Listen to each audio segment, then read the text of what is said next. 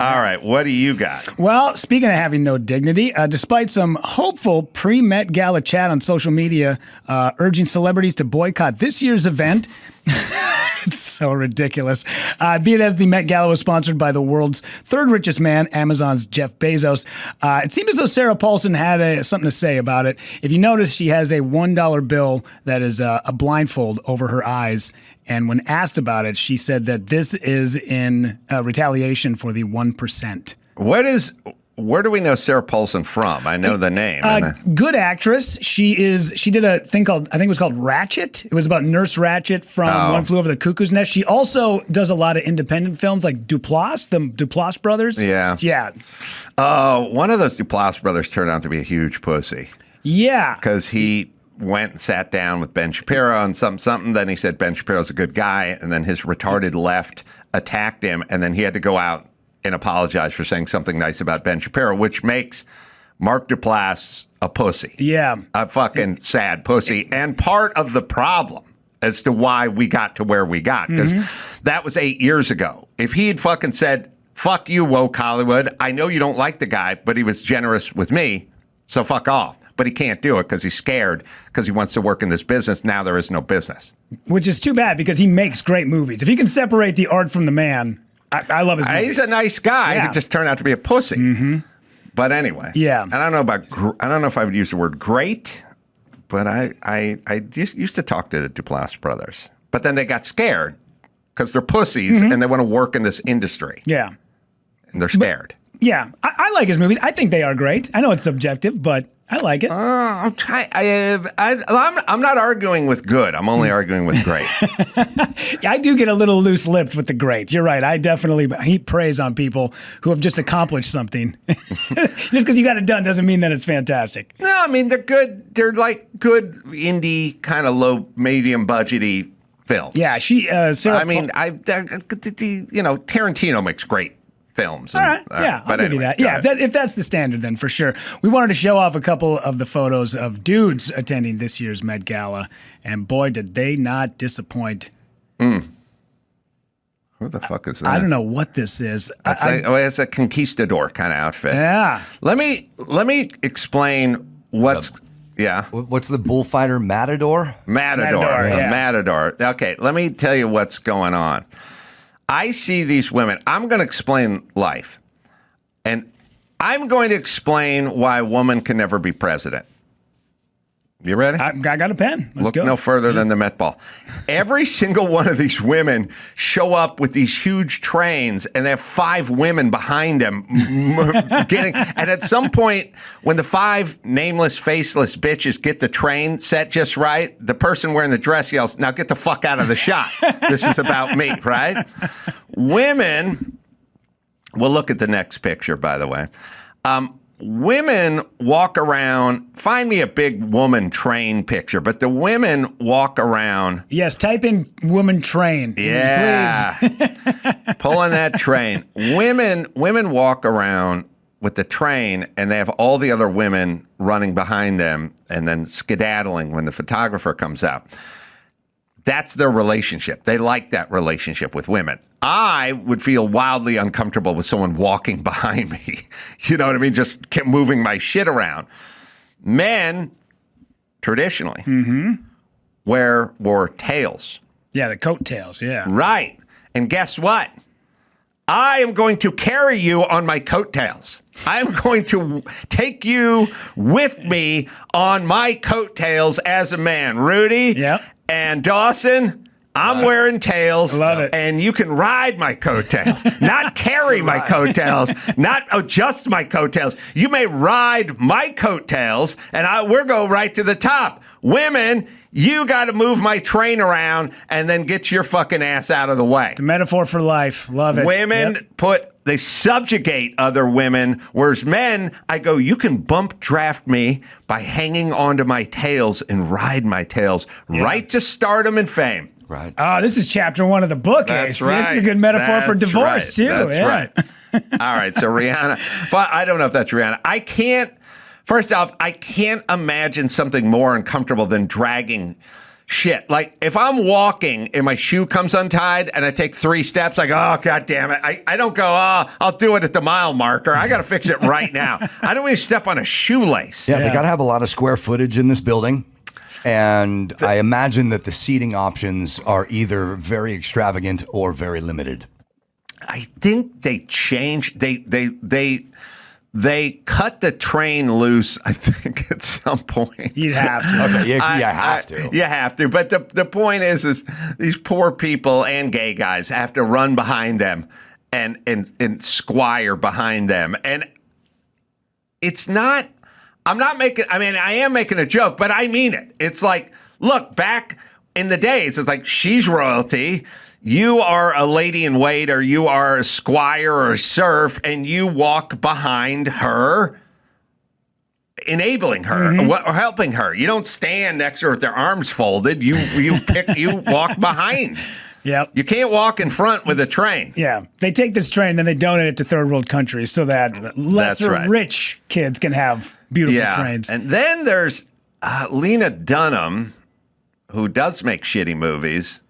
And I don't know what she's doing. Like, I don't know what she's trying to accomplish. Like, well, here's what I'm saying.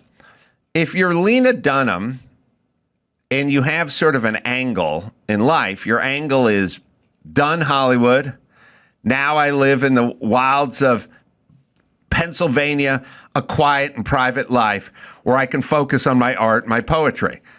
But you don't come back into Hollywood and go, hey, I'm going to try to look hot for 5 minutes and rub shoulders with a bunch of elitists and rich people and then go back to my quiet life of poetry and art. It's kind of a weird, you know what I mean? Like, why is she there? Yeah, she showed up, she got exactly what she needed out of this business, and then she hightailed it off to another land where she doesn't have to deal with it. Well, also, she's not funny. So we discovered she's not funny. I listen, I'll put together a list of people where I went, not funny. You're not going to hear about her in 10 years or whatever. People, I will tell you. Oh, you were early money. You were early money on the not funny. She also has one of those last names that indicates her status. She's done them. She's been there and she's done them. Ooh. So she should have a brother named Been There. The emphasis would be on done. For top guy named Been There. Been there, done him. Been there, done him. You met my friend Guy Dude, bro? It's related to Been there, done that. Yeah, so she looks horrible. It's also kind of a weird thing when you are a woman. I feel this way about super fat chicks who put a lot of time into their nails. I'm like, you're not going to be hide behind those nails. You're a big fat chick. And you're not attractive. She looks like a coral reef. Yeah, I was going to say a used tampon because it's awful. She later got ear fucked by clownfish. Yeah, seriously. I don't know if you knew that. It's true. They ran her train. Yeah. Well, Nemo's dad's been lonely, okay? That's right. Marlon's been needing some loving. Then there's this guy from... I don't rivalry. know what are the dudes doing at this place? I don't know what the straight. Oh, he's not straight. Yeah, competing with the chicks is what they're doing. Yeah. Also, in a world, here's what I never understand.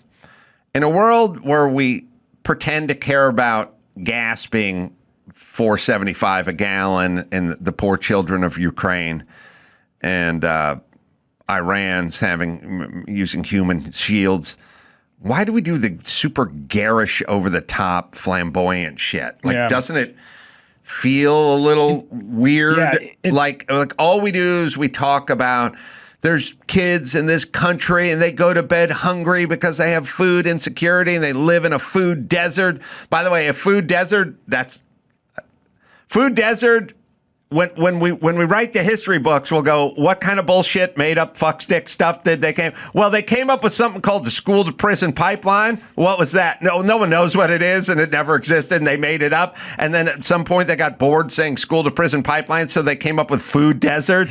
What does that mean? I don't know. School to prison pipeline would be a great name for a water slide at Raging Waters. Yeah. And a food desert. Black kids first. Black kids first in line. In any other reality, a food desert could be pretty sweet restaurant, dude. The food desert? Oswaldo would have eaten at the food desert. They would All make right, a Dawson, you've run out cactus of sandwich. ideas. you start off with the water slide idea. It's pretty good. Then you get coasted to a stop. Come on, man. Who wants an iguana smoothie? All right, so now we have a food desert. Now, maybe we should take the food desert and combine it with the pipeline and remove people from the food desert. Yeah. They got plenty of food in prison. Yeah. I know California's in a drought, but this is a good way to water that desert up. Yeah. I love when they do that. And I love when Mondami, like they basically blame, the supermarkets. The supermarkets move out of places, they get shoplifted and looted and stolen, and enough fucking people rip them off, and then they go, fuck it, we're moving. And that's where you get your food desert. It's not a problem with the markets, it's a problem with the people who live there. Yeah. So maybe start focusing on them instead of calling them poor and proud all the time. Well, speaking of children, Health and Human Services Secretary Robert F. Kennedy Jr. is targeting antidepressants, including popular medications like Zoloft and Prozac. Good for him. Yeah. All right. The United States does not just face a mental health crisis, we face a dependency crisis driven by over-medicalization. The data is clear. 1 in 6 American adults takes an antidepressant. 1 in 10 children are on prescription medication for their mental health. 30% of college students report using psychiatric medications in the past year. And in nursing homes, more than half of the residents are on prescribed antidepressants.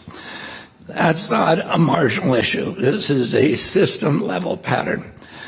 Too many patients begin treatment without a clear understanding of the risks and how long they will stay on these drugs or how to come off of them. And that's not informed consent. Yeah. I know. He's a maniac because he wants to get everyone off the fucking pharmaceuticals, which is fucking everybody up. And I love the fact that he's enemy number one to the left, even though he's telling people to get their kids off the fucking pharmaceuticals that are scrambling their fucking brains. There is no goddamn way we're meant to be on all this shit. And in these numbers, that is insane that, 1 out of every 6 kids, and it's anecdotal, but I mean, everybody I know has a fucking medicine cabinet just filled with shit that they don't need to be on. Yeah, and I'm glad that I grew up at that time. You and I both it wasn't given out yet. It was like the generation of kids. Like I always say, I'm a Beavis and Butthead millennial, not a SpongeBob millennial. And it was the SpongeBob millennials that started with the Adderall and that type of, and it has just gone gangbusters. Let me tell you something. I am older than you, and I thankfully missed out on antibiotics because antibiotics is what fucked everyone's gut up. So you guys think all this shit's some kind of medical miracle? You're fucking your kids up. So I missed out on antibiotics, and I don't have any gut problems or any issues that everybody else had. And I missed out on all the pharmaceuticals and the serotonin reuptake inhibitors, so my fucking brain's not scrambled either. So I don't know why you think all this stuff is good, kids. It ain't. And I do not trust the fucking doctors who make a living putting you on this shit. Yeah, did you ever break any bones as a child? Because my family, we were very adamant, like, you only went to the doctor if you needed to go to the doctor. You had to have a limb falling off for it to happen. You go to the emergency room and not the doctor. I don't know even what the doctor was. Doctor was, yeah. Yes, and in my house, there was, inside of my houses that I grew up in, you would be hard-pressed to find an aspirin. Wow. Like, I would say you would find inside of my mom's house or my dad's house, or like even when they were remarried or in modern times, you would find, I don't think you'd find Mylanta or, a Robitussin, a NyQuil. I don't, it didn't exist, and it never existed for me. It was like, you got a sore throat or a cough or whatever when I was adult, go to bed. So you suck it up. So you didn't take aspirin and yet are still autistic? How does that happen? Autistic. What? I don't get it. There would have been some aspirin probably. And if you had a problem, like, upset stomach or something like that, someone may have gone out and got you some Imodium or something, or some Pepto something. The jingle wasn't out yet. Upset stomach diarrhea. Oh God, there was a thing in a weird gray bottle that tasted weird from the 70s. Oh, like chalky, right? Yeah. I know what you're talking about. I can't remember the name of it. What was the gray bottle 70s? Upset stomach stuff had a weird, it was like Imodium, but it was something we got to look it up. But here's the whole point. It wouldn't have been in the house. Someone would have gone and said, you got an upset stomach? I'll go get you some of this weird stuff and you can chug some of this and then go to bed. Yeah. So there was no pills, zero pharmaceuticals. I'm picturing my dad and my mom in like the medicine cabinet. I don't think we didn't have a medicine cabinet, but we had like a drawer or something in the bathroom. Colon. Oh, that's no. Mylanta? Mylanta. No, I don't. Was it in a? Here's the thing: you're going to know it by. Or kaopectate. No, weird kaopectate, maybe weird gray bottle, like a now everything is bright green and has big letters on it, like we're selling it to kids with learning disabilities or Mexicans or something. Back then, it was just a gray bottle, like, fuck you. Imodium Extreme. Yeah, like everything is fucking bright orange and translucent and clear, and it's like it's almost like they do it up like a drag boat or something that's supposed to attract young kids or something. This is like fucking gray bottle, looked like army surplus shit, and it's like, fuck you, your stomach hurts, you'll take this, and we're not giving it a happy name either. Yeah. We're just gonna call it what it is. Yeah, it's like that old can of beer that just said beer on it. That's all it was. That's my grandfather just drank. My grandfather drank generic beer.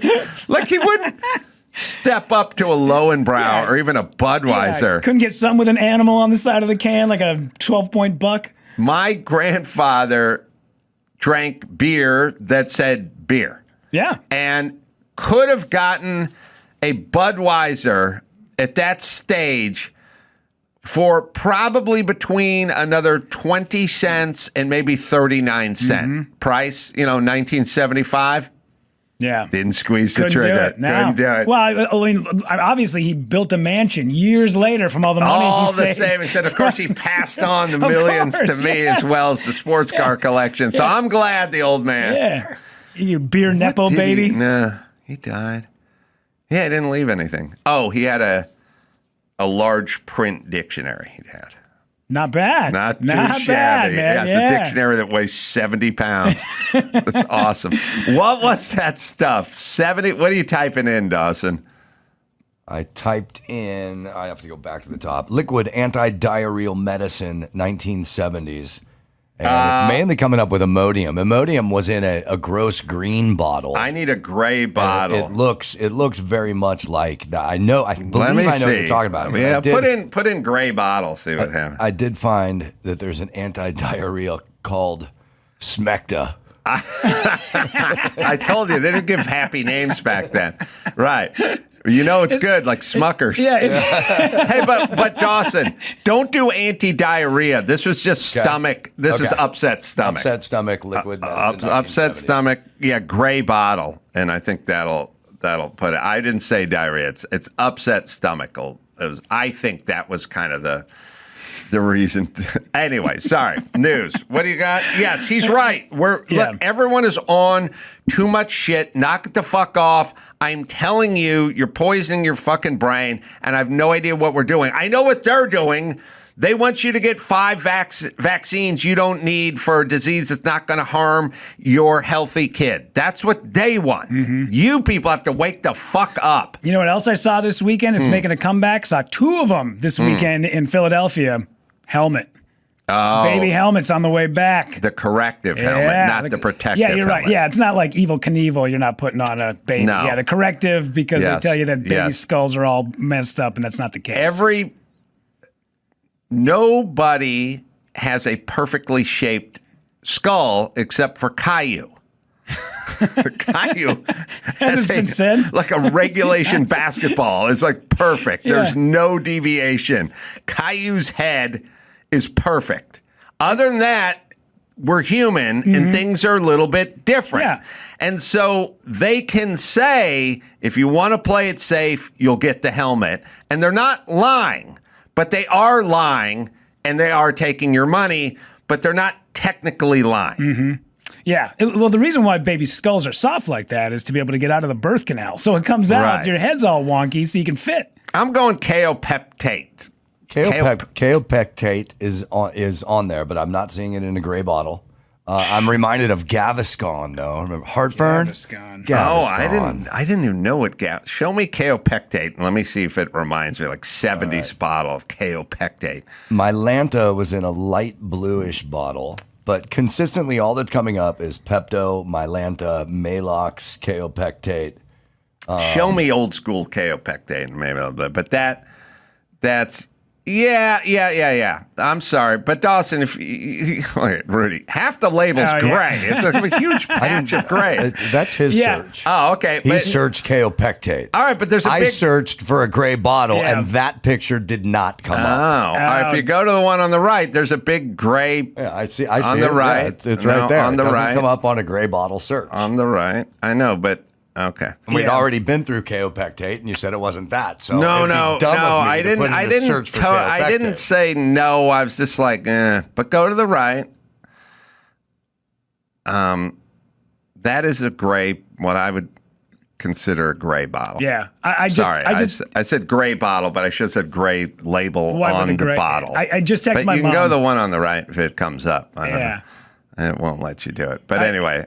All right, so that's it. Well, there you go. I'm not insane. They put a big gray I remember thing on that. Existed. Yeah. I just texted my mom and said, what was the stuff we had? She immediately hit me back, Kaopectate. Yeah. Oh, So she knew that's it. right away. Yeah. All right, so what else do we got? So this was obviously going to happen, but regulators want State Farm barred from writing new policies for a year for allegedly violating state laws after the Los Angeles wildfires. But experts say that current customers shouldn't panic. State regulators are pushing for a multi-million-dollar fine and possible license suspension from State Farm after a California Department of Insurance probe found it delayed claims, lowballed payouts, and shuffled adjusters, causing confusion for policyholders.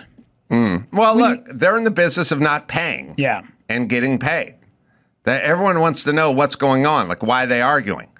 Because if someone said, look, I'm in the business of I get $1 a day from everyone who works here, and I keep that money and I invest that money, but if one of them twists their ankle on the weekend, then I got to take a lot more money and give it to them. And then at some point I got a call going, hey, I twisted my ankle. I'd go, really? Where? Because I don't want to give you your money back.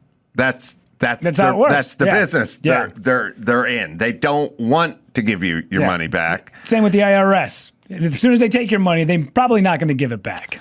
Yeah, but they didn't promise to give it back if you asked for it or if you fake twisting your ankle. Right, yeah. I wish I could throw myself down a flight of stairs and get my IRS money back. I would definitely fucking take that plunge. Yeah. But they also have to deal with a lot of people that didn't really twist their ankle, so they're in the business.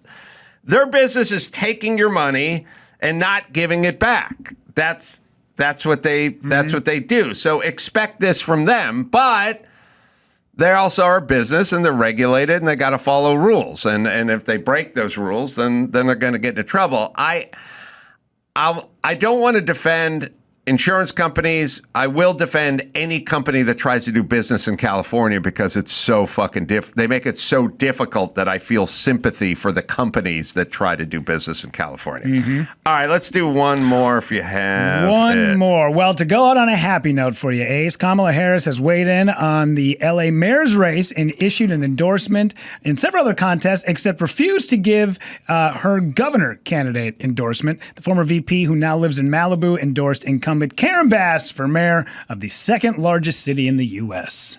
Is there a version of life where, I or a politician go, look, I'm going to give Tim Johnson over there, my endorsement. Obviously, I'm white. He's white. I'm a dude. He's a dude. So That's how it that's works. my guy. Yeah. Like, would that work? Because I know black and colored people just have to do that, but the reverse is kind of weird, right? Like, is there any possibility that a person of color would not endorse another person? I mean, if they were a Republican, they wouldn't do it, but who was a Democrat or was between this white Democrat and that black Democrat, and you just went, fuck it. Yeah. I'm Barack Obama. I'm giving it to the ginger. Yeah. Like, I don't think that would ever happen, which is kind of fun that they can do that. Nobody cares. Karen Bass is equally ineffective and vacuous and shitty at her job as Kamala Harris. I'm now more curious about the people that think they do something than others. Her thing is to talk about how broken everything is and how everything needs to be fixed, and she's been there for 4 years, breaking everything and fucking everything up. She's sitting around going, you know, what they love to do is they go, these are old problems. These problems are old. The Democrats have been running LA for over 20 years. So whatever problem you say is an old problem is on you and your party. So you can go, this is, well, who should we blame it on? Garcetti from a number of years ago? Or should we go back to Antonio Villaraigosa from 2009? Like, how far back do you want to go? Because it's all your party. So basically what you're saying is your party is not good at running things because you're saying LA's a piece of shit. We got a lot of problems and it's broken. I need a second term to fix it.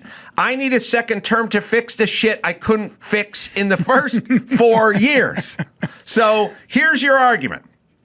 We need me to fix the shit I couldn't fix in 4 years. Not the shit I couldn't fix in 6 months or 14 months. The shit I couldn't fix in 4 years, you need me. And by the way, I didn't break the city. The city goes back and was broken for the last 20 years. Although my party's been in charge that entire time. People I endorse and people I work with and people I have lunch with are all the people that fucked up your city. You do the fucking math. You work it out. You tell me how this is going to work and why I should vote for you. Well, Spencer Pratt has no experience. No experience fucking up cities? Because that's all I got from you. And you trying to go back a decade still puts you smack dab in the middle of your party fucking up this city. So shut the fuck up. Thank you. And even though I'm running unopposed, that's why I need your vote. All right. Friday and Saturday, Las Vegas coming up. Kimmel's Club, a couple of shows there. I think Rudy's there for one. Yeah, Friday night. Thursday, Covina, Laugh Factory with a crazy specialty guest. And then we got Visalia at the Fox Theater, and some date after Fox that got removed. But Saturday, there's a show somewhere around there. Do we not have room to get the Costa Mesa in there? Huh? Oh, it's on there Sunday the 24th? You said the Costa Mesa? No, I got a date on Saturday in May. Gotcha. Oh, Nick may have screwed something up there.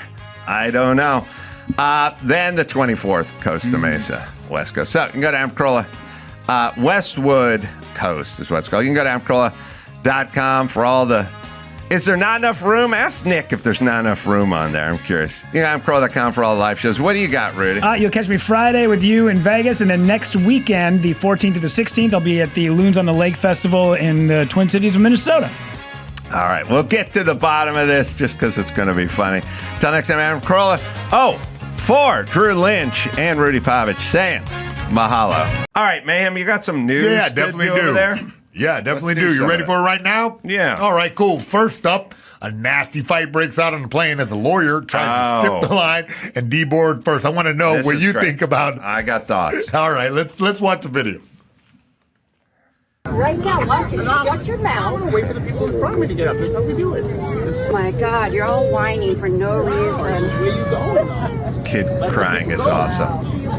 Get up when you want to. Okay? All right, pause it for a second, Dawson. She did the thing that's now in vogue, which is she walked from the back of the plane to the front of the plane to deboard.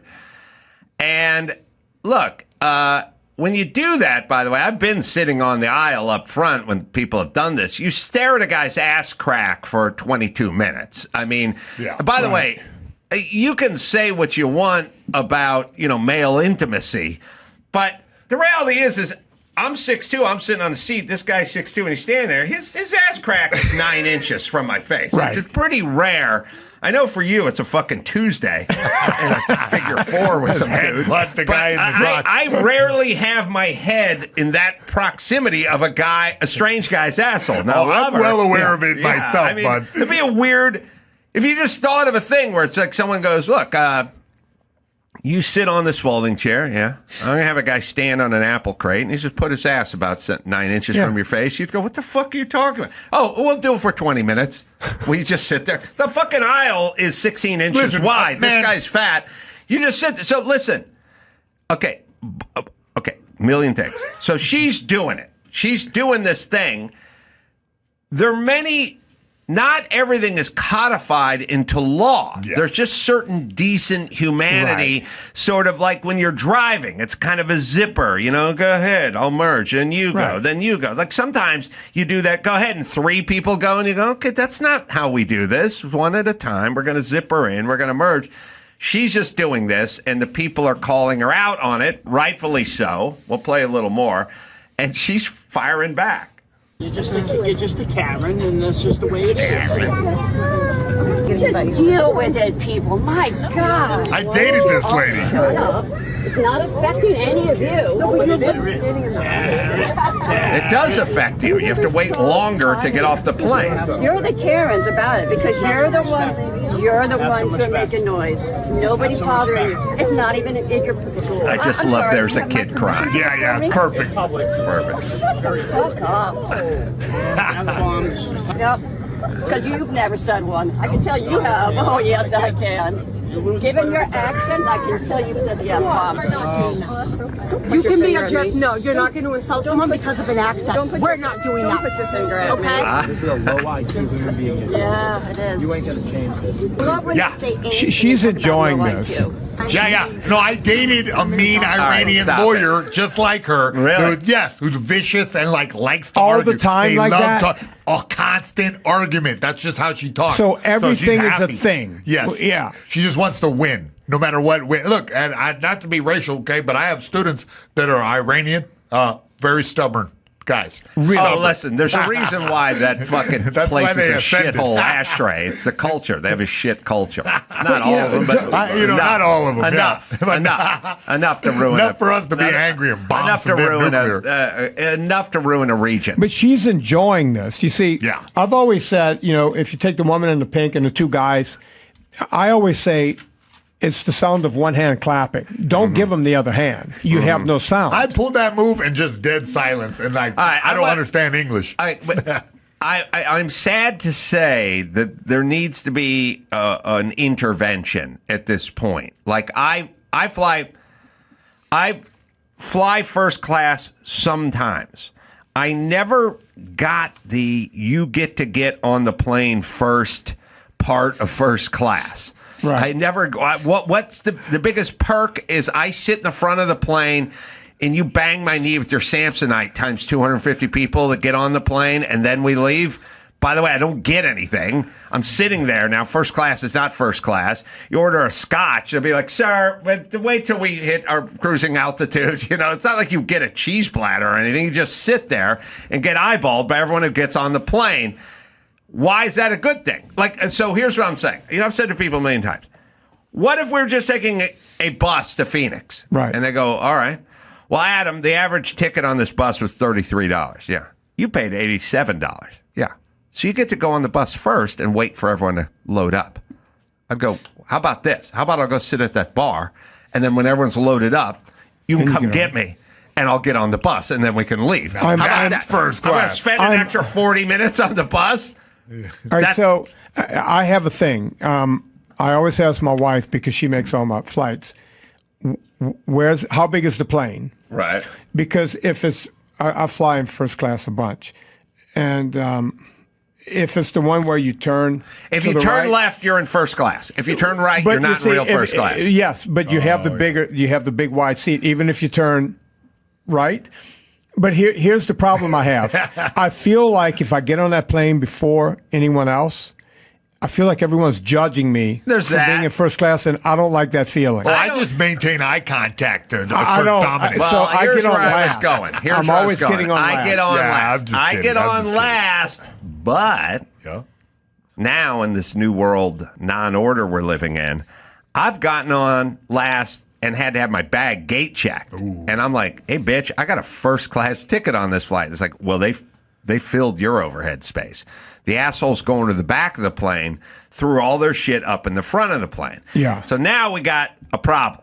The problem is you're unloading your bag up front and then go sitting in you're in aisle 27. You threw your bag in aisle 3. That's where my seat is. Right. But you got on before me and nobody polices this shit anymore.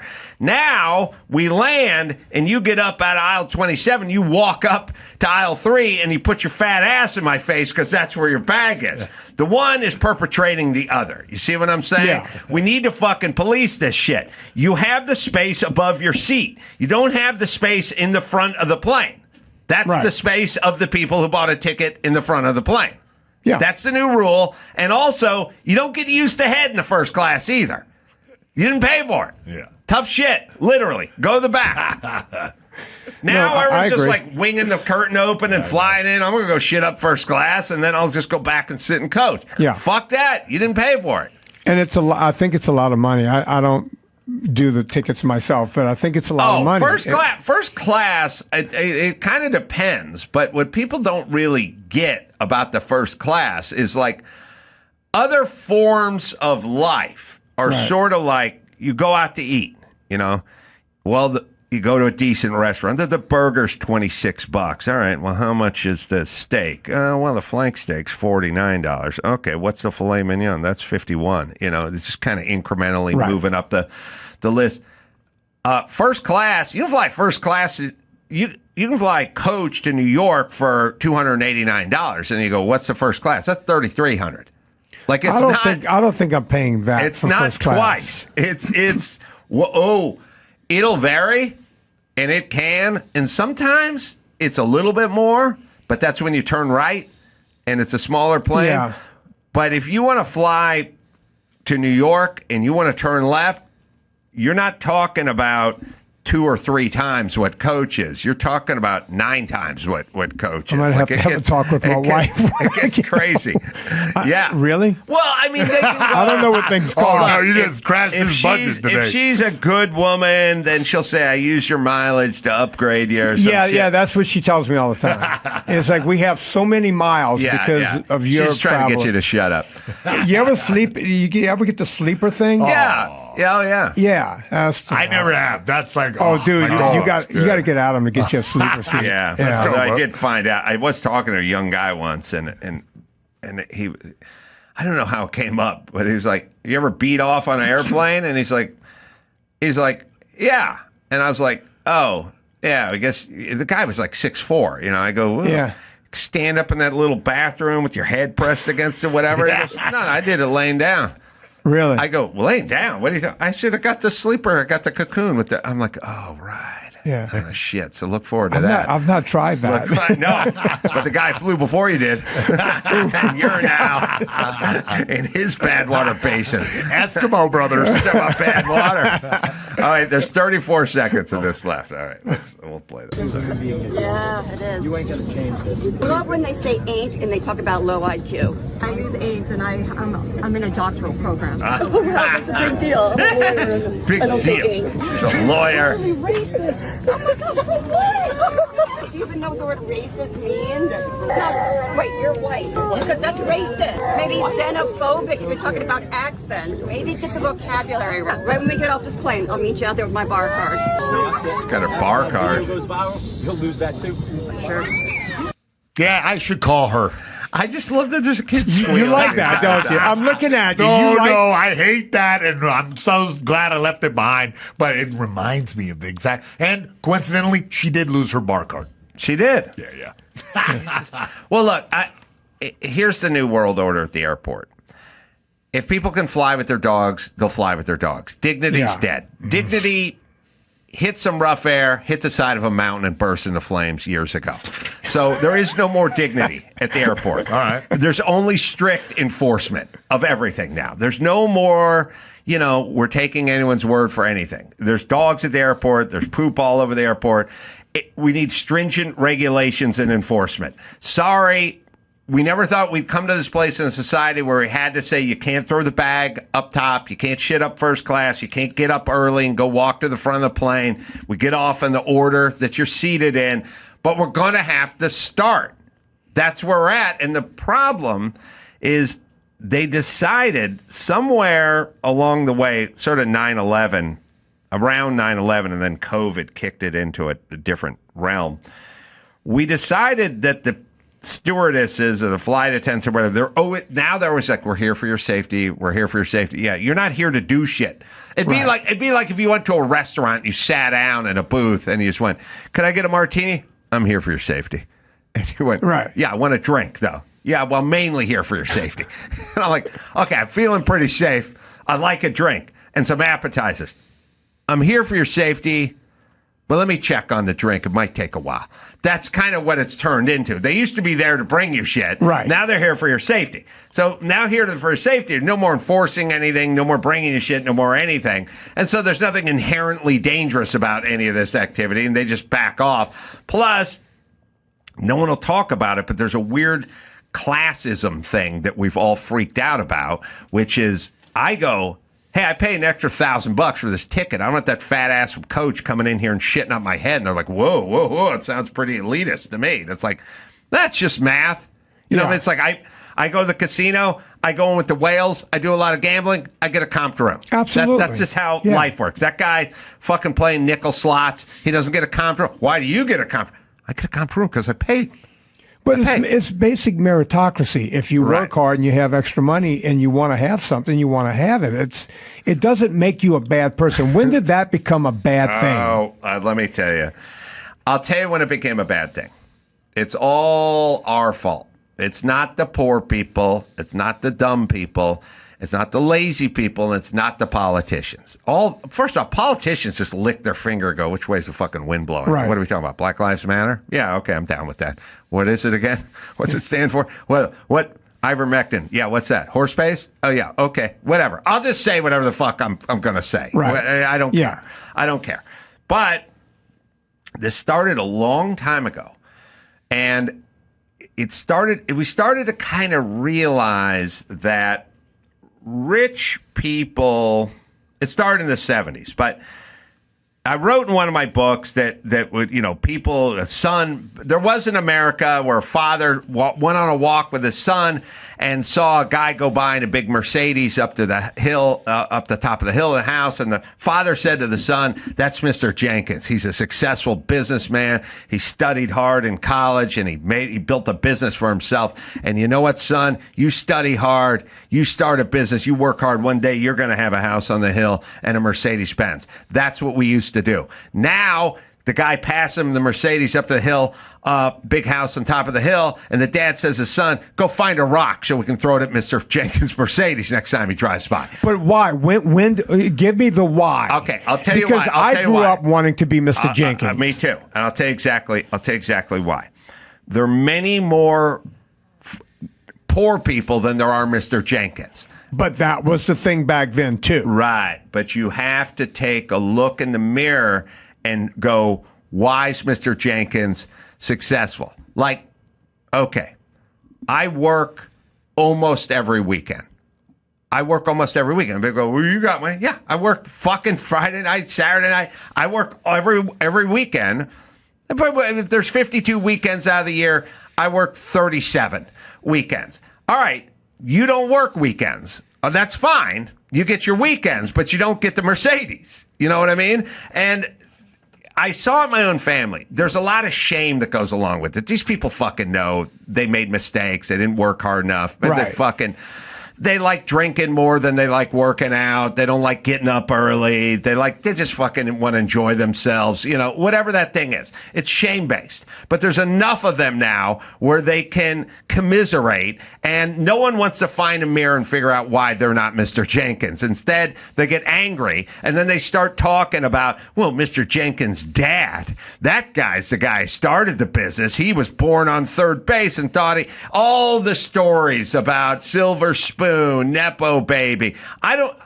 I know tons of successful people. None of their parents were rich. Nobody was born on third fucking base. According to them, 92% of successful people were born on third base. They never want to hear the story about the guy working weekends and busting his hump and working 3 jobs and having the shitty job in college and so on and so forth. And saving and being responsible and not having a family until you're married and finishing high school and finishing college.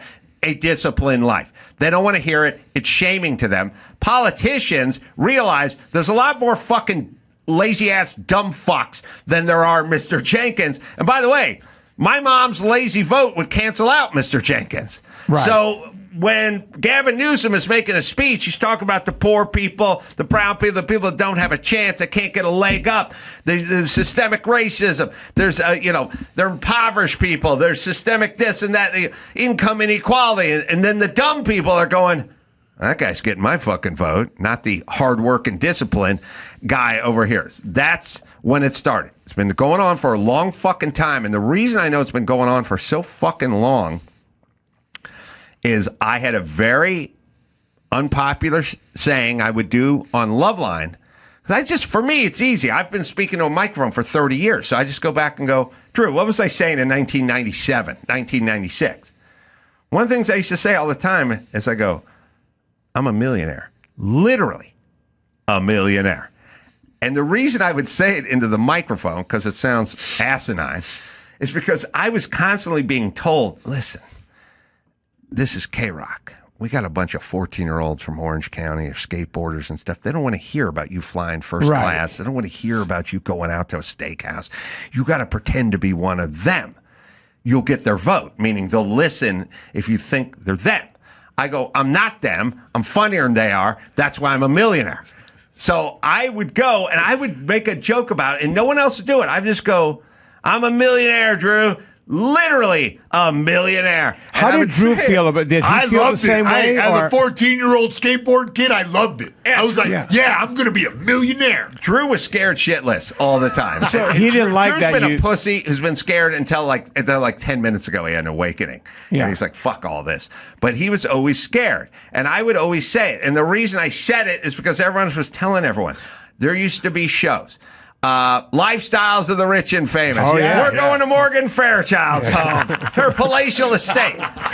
You know, I'm a carpenter, right? And I'm a home improvement guy. And I've said a million times, it'd be a great show. Be a great show if I went out and I had my buddies. They're all, successful comedians, have these cool barns and these cool places, and cool homes, and all this cool stuff. I would go tour their house with them. And whatever. Every single one's like, listen. I don't want people to know what I got. You know what I mean? I don't want to be hated because they find out I got 9,000 square feet in Bel Air. But that just happened. I mean, before that, they had Cribs, a show called Cribs. Yeah. Right. Well, listen, black people are immune to this shit. Black people don't get. Arab and black people don't give a fuck about this. They're like, fuck it, I'm buying jewelry. You know what I mean?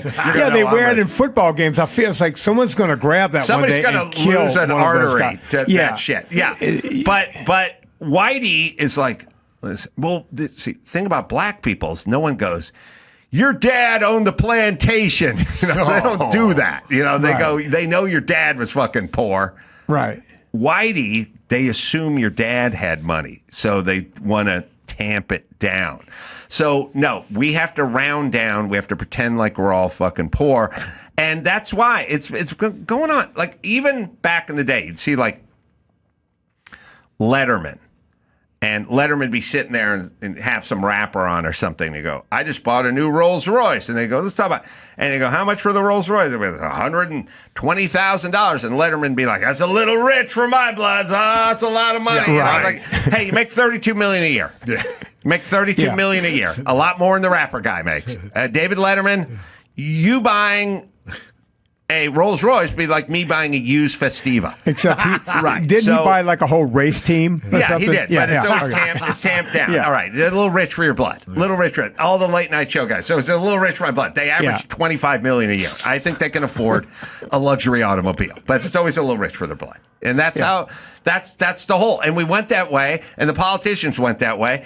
Why is everyone telling a bullshit story about their hard scrabble upbringing? You know what I mean? We were lower middle class. I slept in my car. I didn't. It's like they'll always tell, but it's first off, they can't escape the reality. Like they always do this bullshit story where they go, lower middle class. We didn't have money growing up. My dad's a blue collar guy. When I was hiking through Spain when I was 19 for the summer, I slept. I go, you went to Spain when you were 19? Well, yeah, but I didn't stay at the Four Seasons. It's like, you went to Spain. Yeah. That's enough. Yeah. My first semester at Duke, it's like, okay, you went to Duke.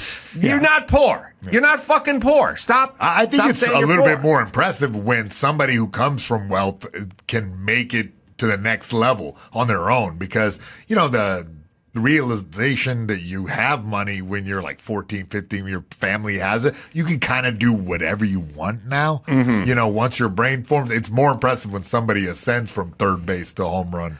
Listen, I'm more impressed. I agree with you. Like, you know, Donald Trump's dad did real estate, did commercial real estate. I don't know, he did apartments in the Bronx or something. Right. And then he picked up that business and he moved it to Manhattan. And he built skyscrapers. Like, a lot of other son became an alcoholic. Yeah, he could have been a pilot. You know what I mean? So I'm just saying, in a weird way, the son who's into wealth and then takes it next level. I think you could have an outdoor sign business and take it from two buildings to 50 buildings or whatever. Right. Like that guy, because that guy can coast, whereas we were desperate. No, I think Miller's right, because, every kid I knew when I lived here for 31 years, all the trust fund kids had no ambition, no nothing. And now they're talking about the ones that were living in the Palisades, right? It's like, you don't understand. All the Palisades people weren't rich. Yeah, because they were given a house and they didn't do anything else. Right? And that became a problem. Yeah. Yes. You know, I have the phenomenon of some fighters who are from good families and now, like, trying to be elite athletes in mixed martial arts. And it happens, but more often than not, I got a kid with nothing who's just a beast of an athlete. And hungry. All right. I'm going to be in Zany's, Rosemont, Illinois. That'll be Wednesday, doing stand-up shows there. Well, guess who's working this weekend, everybody? July 17th, doing shows at Road America. July 19th, I think that's Saturday. Oh, working Sunday, too, in Milwaukee, Pabst Theater. Oh, working another weekend. Got so lucky with my dad being the head of show business and all. Yeah. Get on the road, Carolla. Get on the road, Carolla. Vinny Tortorich, Fitness Confidential. That's the podcast. PureVitaminClub.com is where you go for all the good stuff. Listen to Vinny. He's always right. Sammy the Bull. He's got his podcast, Our Thing. Mayhem, what do you do? I'm dropping a podcast soon. Follow me at Mayhem Miller. And until next time, it's Adam for Sammy and Vinny and Mayhem saying mahalo. Yeah, somebody was tweeting me about Malibu and rebuilding Malibu and all this kind of stuff. And they made this point, but I'll go along with this point, which is Malibu is all on a septic system. Every house just has a big tank, and that's where all the waste goes, and they have to pump it every, once a year or whatever it is. Considering everything's been destroyed in Malibu, wouldn't this be a good time to, get on the sewer system? Like, just instead of everyone pulling a separate permit for a septic system, because everyone along the ocean is going to have to get a new septic system, and they're going to have to build a seawall and everything else. And it would also be a good time to bury the power lines that cause all the fires. There's telephone poles running all the way up and down PCH. Given the fact that no one's going to be able to re-inhabit their home because there's no home there for another decade, why don't we use this opportunity to get everyone on a sewer system and everyone buried the power lines and put them in the ground. And then people could go, well, you know how much work it's going to take? Yeah, okay, it's going to take a lot of work. But here we are. No one lives on PCH anymore. Let's put the sewer in. It's 2025. Let's get everyone off of the septic system. And let's power. When we dig the line for the sewer, let's put the power line in there too. We'll get the power poles down. We'll get on sewer. And that'll be it. We'll join the world. And you got to admit, the people that are moving there, they can afford that. Just throw it into the price of the house. They can afford that. Because I was talking right after the fires happened, I was talking to what is that insurance company? The one with the State Farm. So I was talking to this guy, and they insure a bunch of stuff out there. And he goes, everybody out there is 50% insured. And I go, what does that mean? He goes, well, they're insured for the cost of their house, but it's going to cost 2 times that to even get back in that neighborhood. So it's either you sell everything or you can't get back in. So he goes, all these people that, even if you're fully insured, you're not going to be able to move in back to that property for the same price. It's going to be double to build back. So he goes, all those people are gone unless you're just, sickly rich. He goes, so all those people are out there. They're just going to sell their lots and move. So like you said, if you're a politician listening to this show, this is the time to just remake it, and you're going to put it on the house anyway. They're gonna put the cost on the house, the sewer line. In Vegas, they have power lines underground. I know. Why doesn't Malibu, my neighborhood, you see no power lines? Yeah, I know. And this is like some of the most beautiful scenery in the world with the Pacific Ocean, and there's all these poles that are dunked in tar, just with all these lines hanging. It looks so trashy. Yeah. But by the way, something else, just one more thing for you to hit when you're drunk. Yeah. My daughter and I came out to your place in Malibu, and even at her age, when she was only 15, one of the things she said when we first got there, I go, what do you think? It's Malibu. She goes, it looks old. Yeah. It looks so old. I was like, yeah, I guess I never thought of it. Yeah, it does. Well, now it's all burned down. So let me ask you, I know you're out there. The houses that made it, but you have all these just destroyed houses.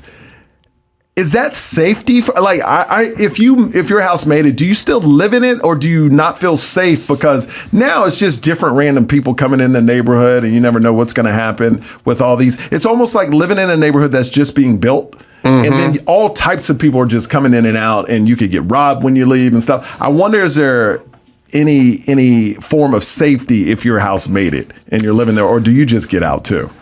Well, the thing about Malibu is it doesn't really get robbed or looted or whatever too much because it's hard to get out of Malibu once you do something wrong, So it's like there's neighborhoods around here like Hancock Park. It's an expensive, affluent neighborhood, but you can get to any shitty neighborhood in 10 minutes from the middle of Hancock Park. So there's a lot of guys like that record producer got robbed in his driveway.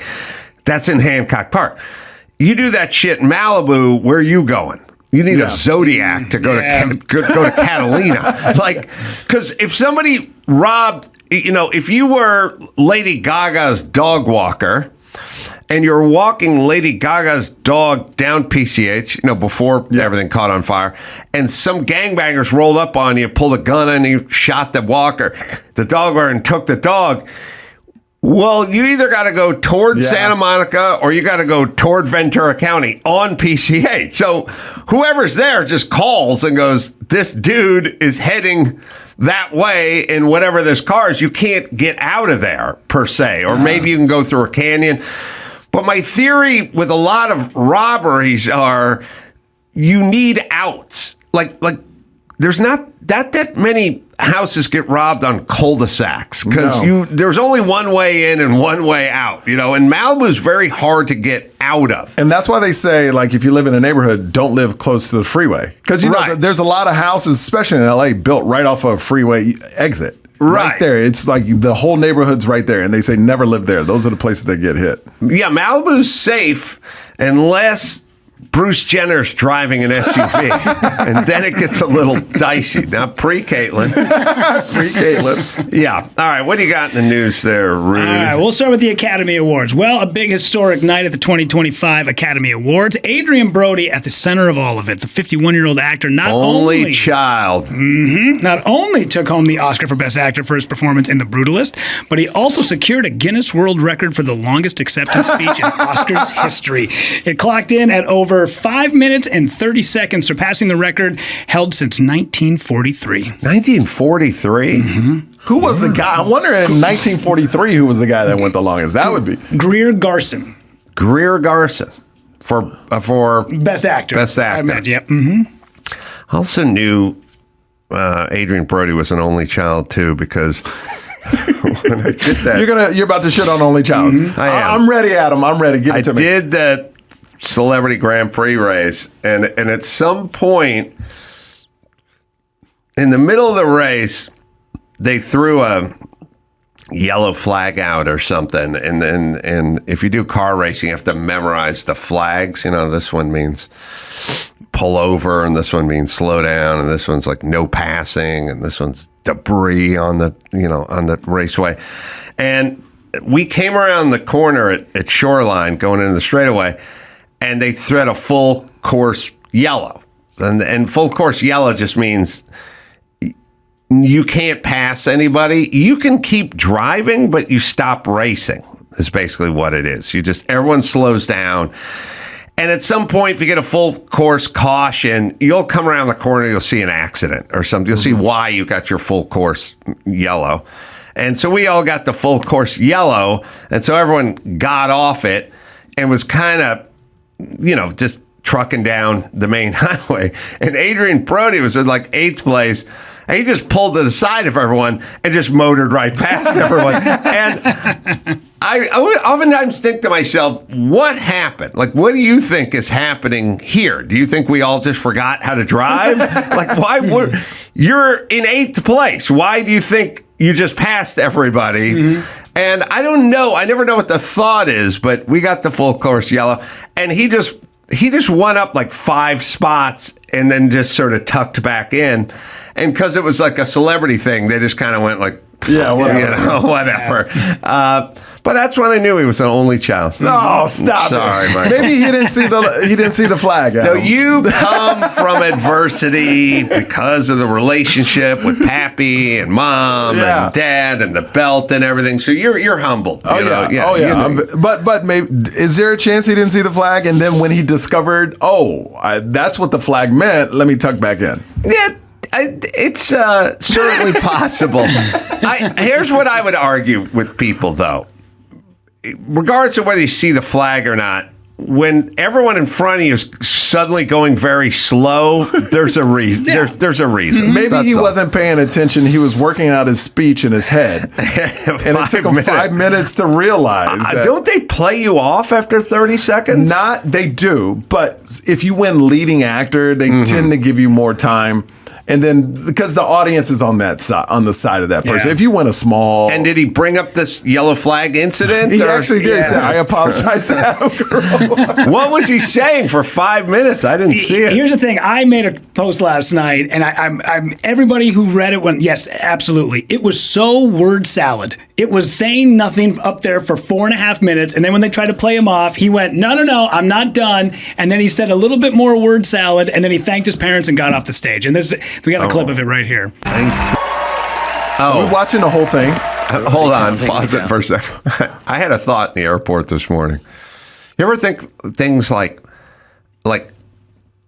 he's wearing a brooch or a pin or something? A pendant, yeah. You know how if I lived 2,000 lifetimes, I don't think I would ever think to put a pendant or brooch on my jacket. I would never. It would just be one of these things. It'd be like, have you ever eaten monkey brain? Yeah. And I'd go, no. And I think I could go 2,000 lifetimes, and there wouldn't be one where I was like, yeah, I did try it that one time. I was in Manila or something. It just wouldn't happen. Yeah. It's just, I would never, ever consider putting a brooch on my jacket. But I don't know. I think if you're at the Academy Awards and someone told me to broach up, bro, you got a stylist and they're dressing you and they're like, "Hey, we're going to pay you X number of dollars to wear this brooch." Going to pay me to put the brooch on.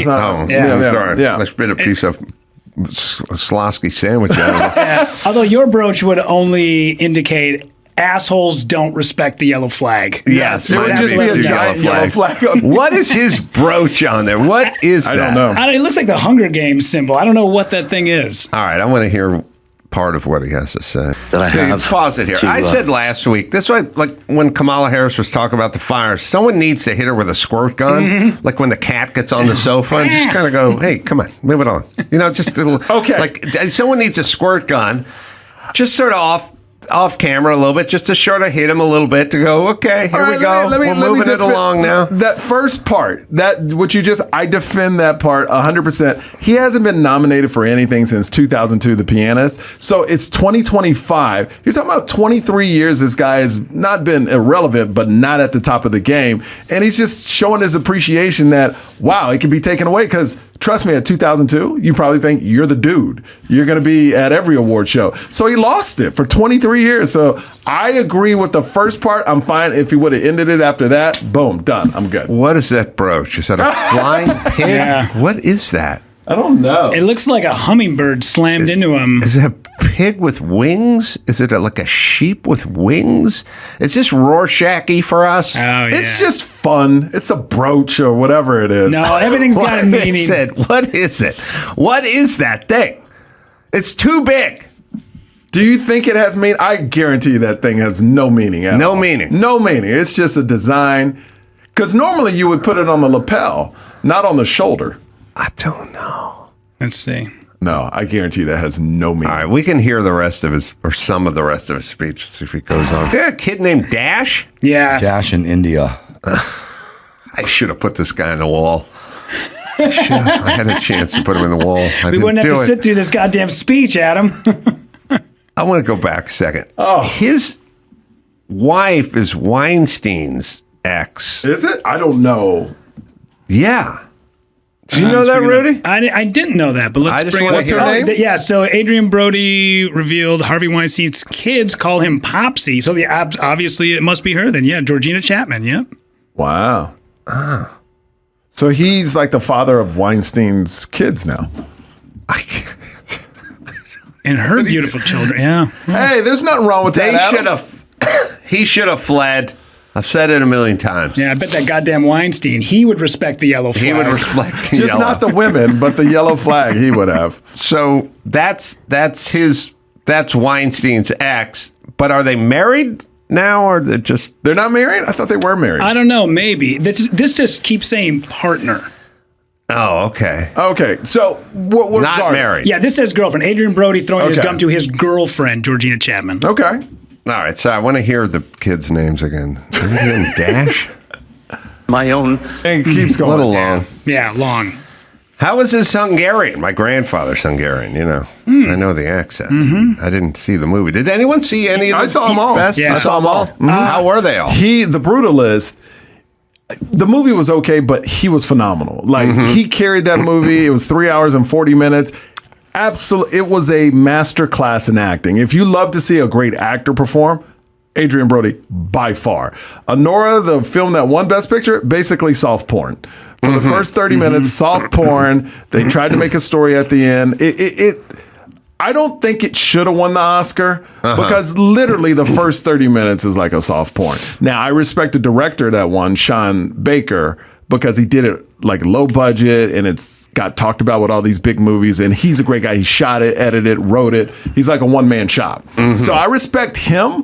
In the movie, look, Rudy saw it too. It's soft porn at the first 30 minutes and then they try to make a Russian type of story out of it, like not a mob story, but the biggest problem is I think she was so good in it because when you watch it, you think like she's such a skanky, like you're just kind of disgusted by her. You cheer for her, but you're kind of grossed out by her. And then when you see her last night at the Academy Awards, she's cleaned very up, prim and proper, and she's got speaking clothes on. speaking very eloquently. And then, but the problem is, I don't have anything to go against because she's such a new face. Where like somebody who's been around for a while, like we were talking about Demi Moore, like you have some sort of backstory with her. So when she does a role like that, you go, wow, she really stepped out. This, I'm like, was she great or is she just some kind of skank that got off the street? No, she was an actress and she's done small parts. But the thing is, I tell everybody, and everybody should know this about it's not about the best movie. It's about who runs the best campaign. 70% of this is all about campaigning. So Adrian Brody hit everything. Everything he was invited to, he went to, you got to shake the critic. They vote. So you got to play the game, man. This is all playing the game,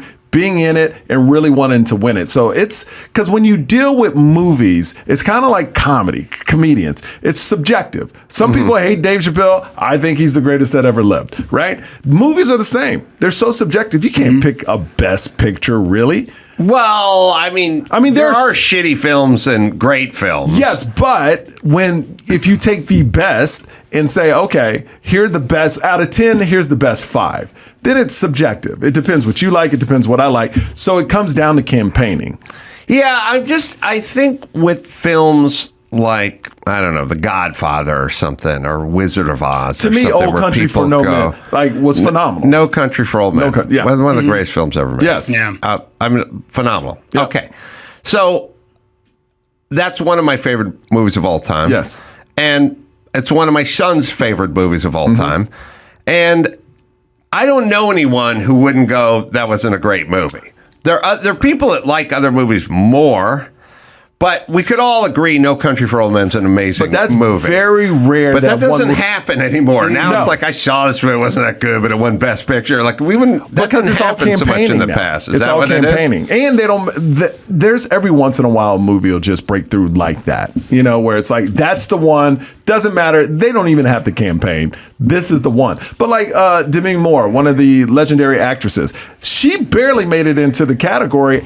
And she really exploded after she did her first speech. Because then the critics see it and go, oh, she would be good to win. So it's about campaigning. So out of all the best pictures, what did you like the best? I liked The Brutalist, but I think his performance was better than the movie. I like Honora was okay. I mean, Wicked was in there. Wicked is Wicked. Who else was in there? There was 2 more movies in there. Conclave. If I had to pick one, it would Conclave, but it was okay. They were all okay. There wasn't one that was just like, oh my God, it was amazing. Where Adrian Brody's performance was like, oh my God, it's amazing. Yeah, I just saw Last Breath with Woody Harrelson. I thought that was better than Honora, and nobody will touch that movie for an Academy Award next year, for sure. Why not? It just doesn't have like an Academy Award feel, but I thought it was great. The thing is, they sort of market it almost like a horror film, because it's like The Abyss is what it feels like, but then you go and see it. It's a true story about a guy who's like an underwater welder who gets stuck down there for 40 minutes, and his team goes down and gets him off the bottom of the ocean. True story, and the guy is totally fine. He's got no brain damage, was under the water 40 minutes, no oxygen. Goodness. Yeah, great movie. I even texted you about it. I was like, go see this. Yeah. I love the movie Sing Sing. It's with Coleman Domingo, and it's about people in jail that created a theater program. And all the actors in it, besides Coleman Domingo, that was nominated for Best Actor, are actually prisoners that got out of prison and went through this theatrical program. Wow. So all the actors in it were from the prison. It was great. Nice. That was a great movie, and it had a great story, but it didn't win anything, and I knew it wasn't. But that was one where I was like, oh, that's cool. Do we have, Mikey, the female Best Actress? Mikey Madison. Yeah. Mikey Madison. I was going to bring this clip up to you because she says something in there that I think you're going to find very intriguing. Yeah. All right, we have it? Or we have her clip? That were sexually abused by their step family and now are being fucking raped for a living? Is that incredible experience? Do you want to honor that community? Woo! Yeah. Okay. I don't get that crew. Like, are you for women's rights or against women? I don't. It's always a little murky with that crew. I got to be honest. That statement, and it was. I mean, they won 5 awards, right? So it was said over and over again, and I was like, that's weird. That's weird to me. And I get her. She learned and she did her research with those people. The people in the clubs, the strippers and things like that. But to cheer for it's weird. It's weird. And look, you do what you do, but should it be celebrated? I don't know. And that's why I didn't think it was going to win because, but not to cut you off, but like the Oscars, you're talking about the greatest movies ever made. And the first 30 minutes of this movie is like soft porn. So that's going to go down in history. When people look back, they'll be like, oh yeah, this is one of the greatest movies. Well, they do this thing all the time where they go, this is about women, and the women are empowered, and they're taking control of their sexuality. It's really just women who are abused, who have no other outlet, and are forced to engage in this amoral or immoral behavior, so guys can basically give them money to fucking drop a load on their forehead. Let's not celebrate this at all. Look, anything you don't want your kids doing, don't fucking celebrate it. How about that? You know, people get all, but it's Hollywood, and all you have to do is say community, and everyone will start clapping. But the reality is these are abuse victims that are now being hoard out literally so people can profit off of them because they got scrambled mentally at a young age. So let's try to get them some help and not necessarily celebrate them and the empowerment of what they're doing. I do think the people that were clapping were the people that were part of the movie. I didn't see like just everyone clapping for that. It seemed like they were just the people from the movie. Yeah, I don't really care about the people clapping. Yeah. It's more about her. Like she wants to celebrate the community. Well, every person that won an award from that movie pretty much said the same thing. And it was a weird thing to celebrate. Like, I even was like, wow, that's very weird to celebrate. Well, there's also like this romanticized version of it in movies where, you know, Julia Roberts is the hooker who marries the rich guy. It's like that. But this movie was not that at all. This movie was like the unromantic side of it, the worst part of it. Well, even this movie with how much of an unromanticized version of it, it's still kind of like she marries a guy who's like a Russian, oligarch's son. Yeah, but it all goes away. It all goes away. Yeah. And then at the end, she realizes what she is, and it's like, okay, that's how you end it. Yeah. Wait, how long was this one? 219. Oh, not too long. But she also knew her points. Like, boom, boom, boom, done. Yeah. No, she's great. I mean, you see a hooker on camera. But this is going to my point of Adrian Brody. Just think, right now, she probably thinks the next 23 years of her life are butter. It's cake. I'm going to be booked a bunch of movies. And just think if this is the last time you ever see her, and then she pops up 23 years later. Oh. So the playing an old whore. An actual whore, though. Whore. With one last mission. The old lady at Hooters that's still there, hanging on. The dude who uttered the phrase, "I'm the captain now," that guy was from Minnesota. And he got nominated for Best Supporting Actor, and we never heard from him ever again. That's right. And so if he ever won an award, he'd be like, I didn't know this was coming again. I appreciate it. So yeah, run long. Run long, Adrian Brody. Yeah. All right. But mind those flags. Did you want to do any other news outside of the Oscars? Yeah, whatever you want. Okay. You got another one? We'll throw in here just because I know you definitely got some opinions on this. And now you got some stiff competition, Adam. California Governor Newsom launches another podcast, plans to speak with the MAGA movement leaders. No, he doesn't. No, of course he doesn't. Now, he sent a video that the podcast will include sit-downs with leaders and architects of the MAGA movement. The conversations won't be the typical political mumbo-jumbo. I was just talking to Mike August about him today while we're sitting in traffic trying to get to the airport. And I was marveling at Newsom because when I interviewed Newsom, he didn't know what I was talking about when I was talking about traffic. But I was also saying as we were like sitting in traffic trying to get to the airport this morning, and we're in the left lane, we're in the diamond lane, and we came to a full stop. And I always go, how do you come to a full stop on a freeway in the left lane when there's no cross streets or kid chasing a ball out into the... Why are we completely stopped? How is this mathematically possible? But I said to Mike, I talked to Gavin Newsom about traffic, and his response to me was, "You're not in traffic, you are traffic," which makes no sense. But also, I thought, I've lived in LA my entire life. Traffic is historically, it's a backbreaker for a lot of people because LA is a place that's too expensive.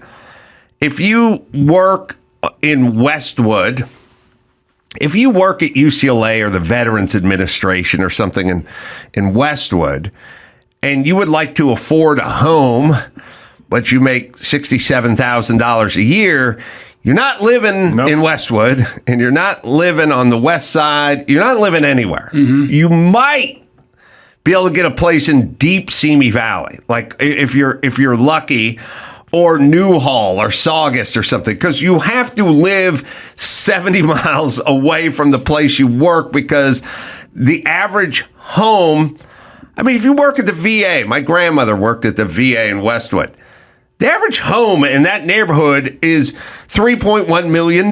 Crazy. You work at the VA, you make $56,000 a year. How does this even begin to work for anybody? You know what I mean? Like literally, you go, a $3.1 million house. Well, you got to put down 20%. So you're going to need, just call it $600K cash you put down. And then your payments are going to be $23,000 a month.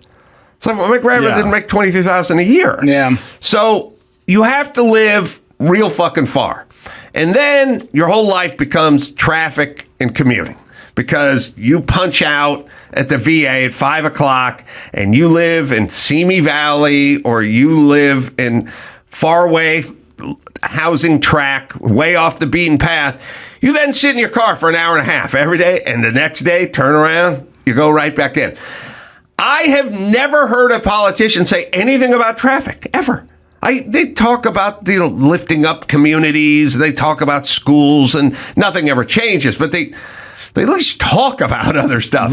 Never heard a person go, hey, we're sitting in traffic over here. My life's just, the average Los Angelino probably spends 4 years in traffic every for their adult life, doing nothing. And by the way, polluting, the cars are just running, everyone's just sitting there, everyone's miserable. Not even Brody. Does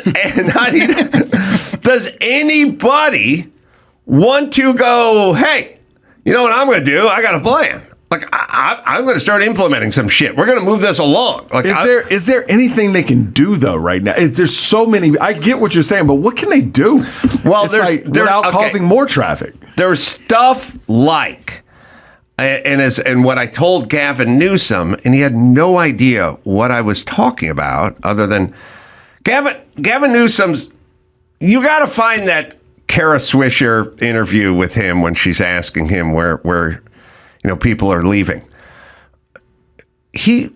Somebody said to him, well, people are leaving California. What's the plan? And he just goes, you know what I say? Where else you gonna go? And the person goes, somewhere else. Yeah. Like, that's what people are doing. They're leaving. I don't know, where'd Joe Rogan go? Somewhere else. Yep. You know what I mean? Everyone went somewhere else. And when I was asking about traffic, he's like, he was laughing the whole time. He didn't know what I was talking about, which is weird when you just sit in traffic all fucking day. Now, I told him in LA, I constantly see people who get into minor fender benders standing outside of their car on the third lane of the freeway, like exchanging numbers and stuff. So what are they doing? They're standing in the middle of the freeway. I go, move it over, pull off to the side. Well, people don't know you're supposed to pull off the side. And I told them every other state has big signs that say if it steers, it clears. Yep. If you get in that, pull it over. So I said to him, in Wyoming, they have signs. People sent me. It says, if it steers, it clears. Move over. And he's like, they don't have that. And I'm like, no, you get into an accident, you pull over. You don't stand on the freeway. People get killed standing on the freeway. And he's laughing the whole time. I go, put it up on the sign. Put the fucking freeway sign and go pull over. If you get into an accident, pull the fuck over. Use your blinker. How about that? We can prevent some accidents. He was just laughing the whole time, which makes him fucking maniacal, because he doesn't even know he doesn't even pretend to care. He has no thoughts. Yeah. But let me throw out something. Don't you think California, it's the size of 28 states. Shouldn't it be like separated in 3 parts? I think so. Like north, south, and then central, because it's too big for one party to govern. I don't care. It's too big. I It's just way got too back. big. There's normal It's way too people in Central Valley and Yeah. stuff. They're just hardworking, whatever, Yeah. agriculture people. They don't fucking want any of this bullshit. Yeah. We have this clip. We have Newsom. Where are you going to go? It's great. Former Governor Brown said it best. Where the hell are you going to go? And, I love Texas. Don't get me wrong. Is that the new California motto? Where the hell are you going to go? I don't know, but he said it. But it was an interesting point, because where are you going to get so many of the other things in the balance sheet? But you are aware that I've lived there for 2 decades, essentially. And this is the first time I've had people really talking about not being there and not that they could figure it out somewhere else. I don't think that's true. I think they can figure out where they're going to go. Yeah, and then that means, but it's not a zero-sum game. Right. Okay, I have a friend who just went to Utah. All right, you can pause it for a second. There's a part before it, but he goes, Kara Swisher goes, people are leaving. And he goes, hey. He goes, well, where are you going to go? And then she goes, somewhere else. And then he goes, yeah, I know. Governor Brown said that. I didn't say that. It's like, okay, why are you quoting a guy you disagree with? Whatever. He's such a sociopath. He doesn't know what's happening. There's a part at the beginning, and then she's like, yeah, but people can leave. Like, they did figure it out. They're leaving. And then he goes, yeah, I got a friend, and, does well for himself, and he moved his family to Utah, and they're doing okay. And that's the end of his story. It's unbelievable. How... Listen to the exchange. I don't know if there is a little bit at the top of that. Maybe another 10 seconds or something. We don't have the part where we'll just play it again, but I'll let it play out. He's explaining Governor Brown said where you're going to go, even though he quoted him. He disagrees with him, Former Governor Brown said it best. Where the hell are you going to go? And, I love Texas. Don't get me wrong. Is that the new California motto? Where the hell are you going to go? I don't know, but he said it. But it was an interesting point, because where are you going to get so many of the other things in the balance sheet? But you are aware that I've lived there for 2 decades, essentially. And this is the first time I've had people really talking about not being there and not that they could figure it out somewhere else. I don't think that's true. I think they can figure out where they're going to go. Yeah, and then that means, but it's not a zero-sum game. Right. Okay, I have a friend who just went to Utah. Beautiful. Yeah. It may be the right thing for him. They've made a ton of money. They have the ability to take their kids out of public school into private school, and they're doing that. And, I imagine they're not going to turn their back forever on California. Okay, so where are you going to go? Somewhere else? Mm-hmm. Hey, well, let me give you an example. I got a friend. Yeah, moved to Utah. Yeah, that's all I got.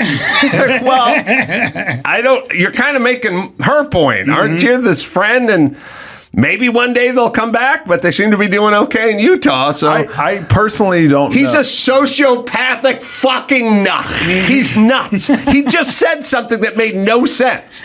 It made no sense. I don't know why do people vote for the guy? He obviously doesn't track. There's something wrong with him. I don't watch That's him. not his point. But listen, be a politician. Yeah. You know what I mean? You go, look, I get people are leaving. 100%. I understand. Show We some empathy. taxes, but we got the Pacific Ocean over here, and we got Disneyland, and you know what? I got a friend that moved to Utah. They were in Salt Lake for a couple of years, but you know what? They missed the Pacific Ocean, and they moved back. Yeah. Be a politician. Don't just be nonsensical. He's I told him about traffic. He said, I am traffic.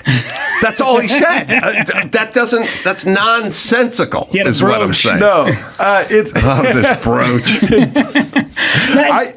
I'm just going to say, I lived in Studio City. I love Vegas. Vegas is the best place I've ever lived. But Studio City, when I lived out there, I told my wife, if you're not in the industry making money, how are you even living here? Like, I have friends that live in Riverside and commute to like 2 hours a day. That's 4 hours in their car. That's 20 hours a week. Almost a day is spent in traffic a week. And there's no discussion of traffic, which is weird because we get. Well, look, we do stuff, I said a million times, we do stuff like we have a drought. So we want to save water. So we tell everyone, don't hose down your driveway and don't keep your showers. And then we save water because people go, all right. We could do that with traffic, but We don't. Yeah, I was on a radio show in Minnesota. We had a guy from the Minnesota Department of Transportation on, and I asked him, I said, we get 12 inches, 14 inches of snow here, and then I go out and I shovel my driveway, and it sits clean for, 2 hours, and then the plow comes by, and it piles up a foot of snow at the end of the driveway. Isn't there anything out there, like when the plow is going by, can't you put a barricade down or do something that can, not push snow into people's freshly groomed driveways? He goes, we've looked into it. It's just there's nothing out there that does it. 2 hours later, I got a video from a listener of a plow in Alaska that's going down the street, and it gets to somebody's driveway, and it drops a barricade, and it goes past, and then it opens it up, and then all the snow gets pushed off the guy's driveway. And I sent it to him, and he goes, "Oh, look at that! What do you know?" Yeah. Well, do some, get some of these goddamn things. What do you know? Something. What do you know? All right, let me give Michael Yo a plug here because we got Attorney Dan Abrams waiting to Can I come also say Snack Daddy? It's a new special that just that's what I wanted to say. Yeah. Streaming on YouTube, his last special was super funny, and I don't see any reason why this one wouldn't be just as funny. Maybe better. Maybe better. Maybe better. That's going to be hard to top the last one. It is. Live shows everywhere. Dates everywhere. Go to michaelyo.com. Perfect. For Everything's the there. dates. Yeah, Rudy. Yeah, I'm on Out with Michael. Yeah, all the dates with Michael. Plus, I'm on Punch Up now, so check me out. punchup.live.rudypovich. All right, what do you got in the news department? All right. Well, this is really scary and not too far from the studio. Up in Valencia at a Whole Foods, a woman who was shopping was subjected to a man who not only exposed himself to her. In the footage, the suspect is seen approaching the female shopper as she kneels down to get something from the shelf, and then he lowers his pants and proceeds to expose his genitals and push them against her ear while holding what appears to be a cell phone. Like, I guess he recorded it. Authorities with the LASD are asking for the public's assistance in identifying this individual. So please, Carolla fans, get out there and find this turd bag. The California Post reached out to the Whole Foods, and the company provided a statement which read, quote, "We are deeply concerned about the incident and that occurred at our Valencia store on March 23rd. The safety and well-being of our customers is our top priority, and we are cooperating fully with the Los Angeles County Sheriff's Department in their investigation." The suspect is believed to be a man in his mid-30s. He was dressed in a denim shirt and jeans. Did you see this video yet? Yeah, I'm watching it now. It's- Okay. So, like, if a man was in my space even before he pulled his dong out, I would be like, why are you so close to me in the grocery store? Yeah, I agree. First off, this guy looks like he has a musk. Ew. You know what I mean? Like, I Yeah. think you could smell this guy coming your way. There are people who have no radar dish on them, and they kind of go through life. They're like looking at their phone and stuff. Like, my head is on a swivel. I'm seeing cars that don't look right, and dogs that don't look right, and people that don't belong, and I'm always like that way. I'll see people walking. Well, not They even don't even look look across the street. Yes, they look at their phone while they're across the street. Yep. But there's also those people, like if I walk with somebody and we're just taking a walk, I will like see in the distance, I'll go, let's cross the street. This dude back, I don't like the way this guy's walking or whatever. They go, what are you talking about? You know, and I realize they don't like notice at all that the person's like drunk or walking weird or looks Has like a cart. mental disorders. Yeah. I think that I have to say that women are guilty of this, I think, more often than men. And if I am constantly like driving into my children, you know, the things that you repeat that you feel like nobody listens to you, but they're getting better at it, of like situational awareness. Like self-awareness and situational awareness. It's kind of a weird combo for women. I'm 100% that way. I have hypervigilance, and I notice everything for good or for bad, and it keeps me out of car accidents, but it also disturbs me when people are talking outside the studio. So it's something you can't shut off. Yep. But women need it more. Yes. And they don't have it as much. Which shocks me because Which is weird because they're so tuned up with kids. They can hear the kid coughing in the other room at night. That's scientifically proven to be like hormonal though. Like there is like a hormone and like brain balance when you have a baby. How a baby's cry for the first 2 years will literally make you crazy because you know that you need to do something about it. Yeah. But I'm saying like in general, it's for them to notice. With the kids. To be more, or general, it should be for them, like, because we are I say lesser sex with quotations, meaning physical strength and ability. Not according to Whoopi Goldberg. Then we should maybe be more vigilant when we're walking down the street and not look at the phone because we need to preempt anything that could potentially happen to us. Yes. And I guess I was raised that way, and I'm trying to raise my girls that way. It just makes sense to me. When I'm walking down the street, every car I come up on, I have thoughts about. You should have been a spy. Like parked cars. I notice all movement, everything that's different. I notice everything. Are you a spy? Now, comedian and podcast host would be a really good CIA cover. This poor woman, actually, she's going to come home and she's going to say to her husband, "You'll never guess what happened." And he's going to go, "They were out of capers?" No. "Why are you crying? Because they're out of capers?" And if the guy's really tuned out after she's done saying the crazy man put a dick in my ear, he's going to fold the newspaper and go, "Well, there you go."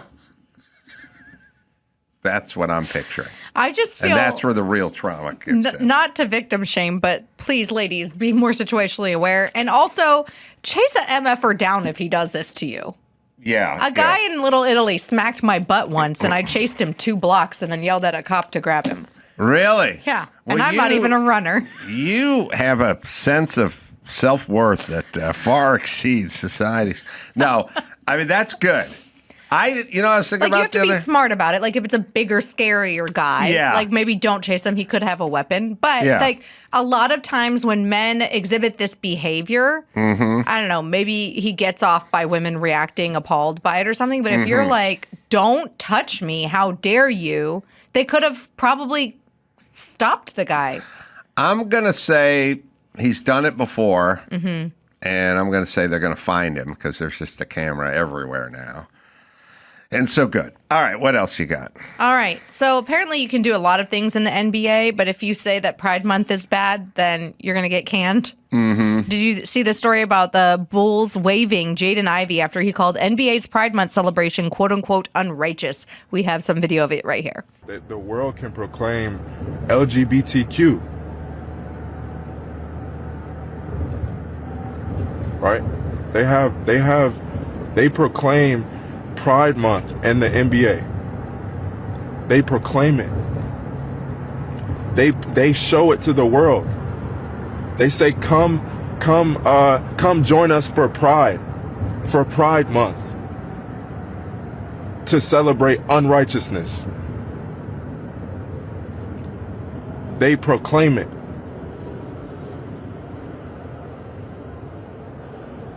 They proclaim it on the billboards. They proclaim it in the streets. Unrighteousness. So how is it that one can't speak righteousness? How is it one that how are they to say that this man is crazy? So the Chicago Bulls announced that they were making the move on Monday, saying it was quote unquote due to conduct detrimental to the team. Yeah. Okay. Thoughts. It's weird that sports got more woke than other branches of our society. Like ESPN is a lot more woke than ESPN could be more woke than CNN at this point. But not MS Now. No, it's teetering. No, but CNN changed course a little and put on alternative voices, and their idea. By the way, I do like. It's sort of like The View and CNN. Their idea of fair and balanced is we'll put one guy in between 3 super angry chicks, or maybe 5 angry chicks, and then he can try to defend himself. And now we have a debate. It's it's still tilted pretty hard, but all right. Sports got woke, and I think it's an overcompensation type situation. Like, traditionally, sports were violence amongst each other and domestic. I mean, look, the whole thing is the baseline for sports is we are taking guys that are the worst student in their high school and making them millionaires, and a lot of them are bad dudes. Yeah. You know what I mean? So that's the base. Then there was a lot of sexism, and there was racism, and it was everything that was wrong with society you could find in sports.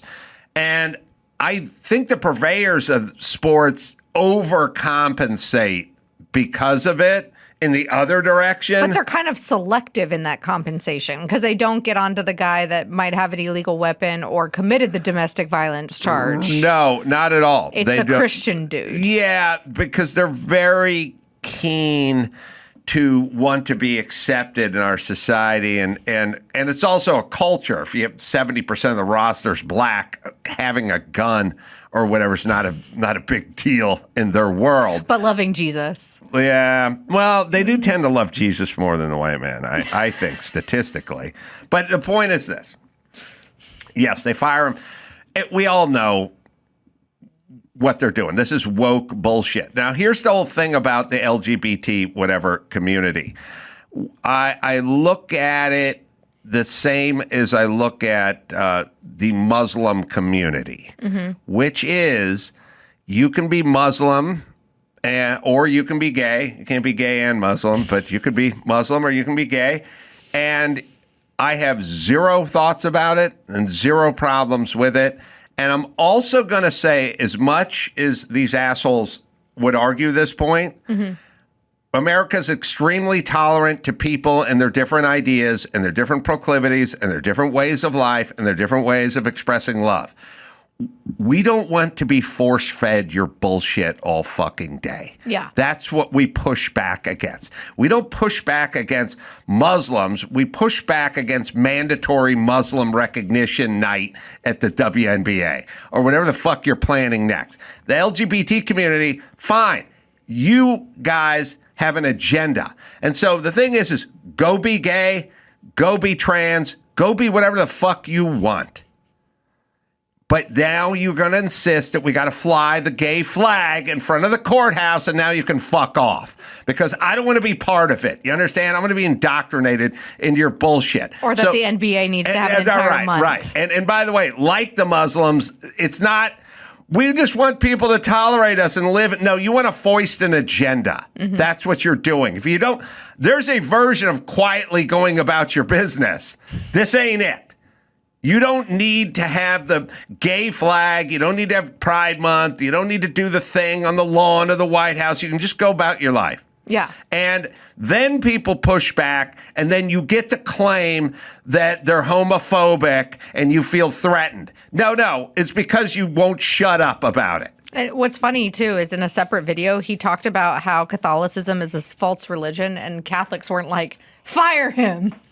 Right. And so the NBA, but they who doesn't respond to give the two woke shits about the gay community, has to pretend they do, just like the NFL and all these organizations. Just like they had to do it with Black Lives Matter. Yeah. So, and by the way, if you notice all these groups, they're there to agitate. They're not there to be left alone and peacefully practice either the religion or sucking dick. No, they want you to tolerate, they want tolerance, and their version of tolerance is complete and total acceptance and also doing whatever they tell you to do. I'll take it a step further. I think if you did everything they wanted you to do, it would never end. It would never end. It would never. It's like an abusive relationship. It's like it's an entire leftist thing. It's like, here's what we want here, and so you look at the whole gay thing. They go, we just want to be left alone and be married and have the same rights as whatever. We were born this way. Right. Yes. Every time you give them something, what do? Well, we want some 9-foot he-she with his cock tucked between his legs to read to your kids Cat in the Hat. And you go, what? I don't want to do that. And they go, oh, you're and then homophobic, are you? After some people accept that, then they're like, well, we actually want to transition your 12-year-old. Yeah, and you're like, blacks, gays, all those groups are all doing the same shit, which is, you're fine. We're in a good society. Go do whatever you want. Oh, no. No. They keep pushing, they keep agitating. And when I'm telling you, when people step back and look at these moments, it's not going to be about just give them what they want. What they want is capitulation by you, but it's also, they're just going to keep going. It's a psychodynamic. And it's basically bullshit. All they want to do is complain about everything, and they want to be victims all the time. So they're going to keep pushing until some point you go, no, I don't want those books in my public library. And they go, oh, okay, now we're fighting. Because that's the plan. Yeah. The plan is to fight, not to be left alone. So anyway, fuck the NBA, and they don't give a shit about gay pride. And by the way, I wonder if it was the NBA decision or the Bulls decision, because according to this Fox Sports report, it was the Bulls that was announcing the move. I get it, but nobody wants any of this anywhere, but you can do it whenever. I just want to go to the sporting event. I don't want to see any of the signage for any of this shit. You want to see a good game. That's it. And I guess, I don't know, I'm not really into basketball, but he was averaging over 11 points a game. That's it. And 5 rebounds per game before this release. Is that good? 11 points is pretty good. I don't follow it closely enough either, but 11 points is pretty good. Now, we'll see if ESPN, who cares so much about the plight of the black man, we'll see if they rush to his defense. Because I guarantee you, a white guy fired the black guy. ESPN loves themselves some black dudes. Let's see if they defend him, because I bet they don't say shit because they're cowards. Maybe another team should pick him up. Yeah. You know? Oh, yeah. I mean, if he's, I like people getting jobs based on their qualities and merit, not sympathy hires, but, you know, that might be a good PR move for another team to pick him up. Nevada's got a team called the Runnin' Christians. Really? No. That'd be a good name. I was like, I didn't know Nevada even had. Does Nevada have a basketball team? Nah, they don't. But they're gonna. I mean, they got the Raiders, they got the Knights, they got the A's, they got the Oakland A's. The only pro team in Oklahoma is a basketball team. Oh, really? Thunder. Mm-hmm. Nebraska doesn't have any. But, I mean, they have the Huskers. You got good college football and good college basketball. Apparently, they have a good bowling team, too. That's what they're bragging on. Oklahoma's got the Sooners. We do. And the Cowboys, but boomer. Okay, next story. This hysterical moment. This lady has some dance moves like I wish I had after a couple of cocktails. Footage shows Miss Grand Thailand competition contestant Darathorn Yuthong, who was frantically dancing in the preliminary rounds of the competition wearing nothing but a swimsuit, as well as other contestants, so we figured you would like this, Adam. She quickly captures the attention of thousands of people watching online.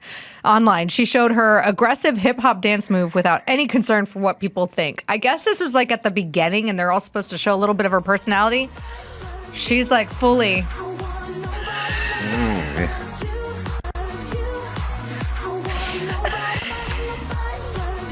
All of the memes around this were kind of funny.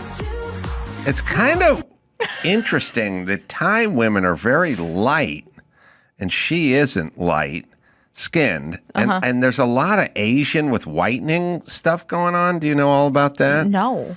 They're Indian. There's the whole thing with Indian women lightening their skin. That's sad. Yeah. But like for like beauty looks, like they think because it's prettier or because it's just a trend? No, because they do a lot of nighttime jogging. Like they think it's like a beauty. Is that like one of the beauty trends? Everything women do is a beauty something. Just don't overpluck your eyebrows, guys. This isn't the only hilarious thing that happened at this. But do Thai women lighten themselves like Indian women? They have all these creams and all. In Indian women, it's a big thing. Interesting. Yeah. She was one of 77 women representing all the different provinces in the national pageant. And some people are saying that they love her because she looks like she's genuinely fun to be with. She's the life of the party. And God forbid a girl does what she likes on the dance floor. Was she, now you watch that tape again, was she 2 shades lighter than every other woman on that stage. I should say darker. No, I think she was darker. Yeah. She was darker than every other woman on that stage. And there were 20 women on that stage, right? There's a lot of women on that stage. So I love this. I love how we're watching it in slow-mo. They're all light, and she's darker, which I'm saying. She just looks like she has a nice tan. I know, but they're doing something. That's because so they don't weird. have a nice tan. I like to have a tan. Is that weird? That's your white privilege. All right, so let's say, what do they say in India? So I'm saying this may go along with it. Oh. She may be a rebel. She's like rebel with the skin tone, rebel with the dance moves. Skin lightening is prevalent in Thailand, driven by historical, social, and commercial factors similar to India. Jesus Christ, how was I a D- student? D-. Because they didn't test on things like beauty pageants, yes, lightening they their should have done skin. some pageant testing. That was not a category in your world history class. So skin lightening is prevalent in Thailand. So these women are lightening themselves, and the dance to the beat of her own drummer woman is not playing that. Her name is Darathorn. I hope I'm saying that right. She's doing her own thing. And I argue that her own thing gets into the skin part, too, which she's not lightening herself. Good for her. I agree, because watch it one more time. Every woman on the stage has the same skin tone except for the one who's dancing her little hiney off. And and for Thai women... Also, for her to do that in heels? For Thai women, they look really light. Right? All right. Thai women in beauty pageants, light. These women are kind of milky light. This is Thailand. Did you see the one? This wasn't the only. Have you done any sex tourist stuff? No. All right. Well, I have, and I can tell you this is unnatural. It's okay. I love how they were like, the assignment is to dance, and she's the only one who took it seriously. The others are just like bopping around. Yeah. But there also wasn't the only funny moment from this pageant. There was another contestant who lost her teeth while giving an answer in the Q&A. No way. Yeah. What? She fully lost her fake pretty teeth. Oh my god. And had to pop them back in. The crowd didn't turn on her though. They applauded. They thought it was great that she really? popped him back in and kept giving the answer. I mean, so clearly we need a Miss Congeniality 3 that is solely based on Thai beauty pageants. We also need an all-natural Thai beauty pageant where they're not lightening themselves. How about we just do all-natural beauty pageants where none of the contestants anywhere in the world don't do anything fake? That'd be nice. Oh, yeah, here we go. Here's the teeth.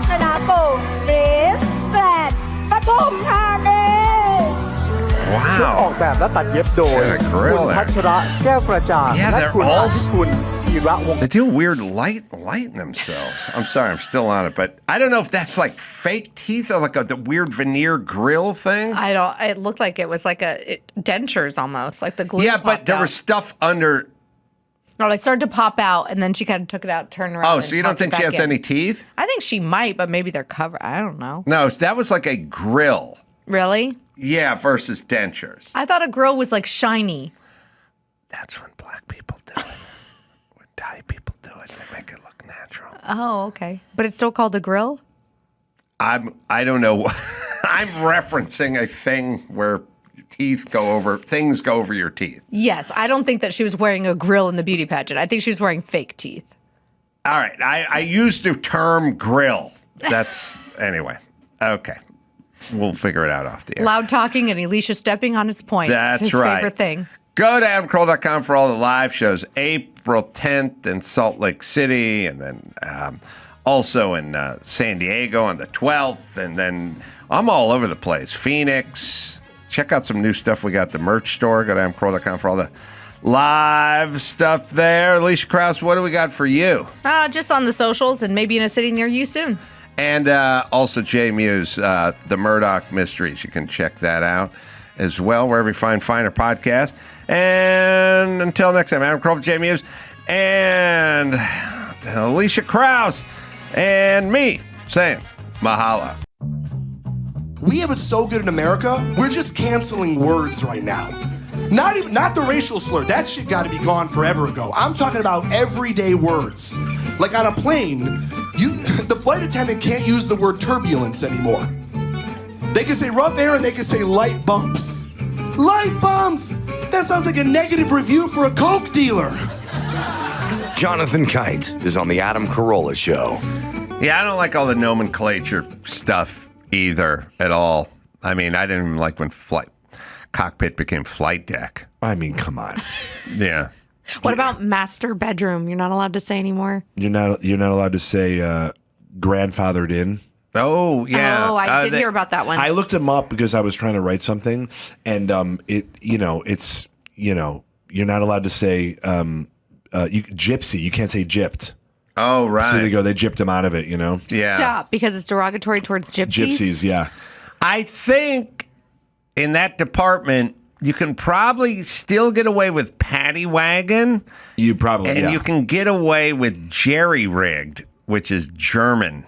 Yeah, oh yeah, Anything involving the Germans, Yes. they're Yeah. like, screw those guys. We can. Well, make fun also, of them. there is a kind of a weird thing that they don't really. There's a rule which is like you go, all right, who are the minorities in this country? And you go like, okay, you got black, okay, that's 13% of the country there. And you got Hispanic, that's 31% of the country there.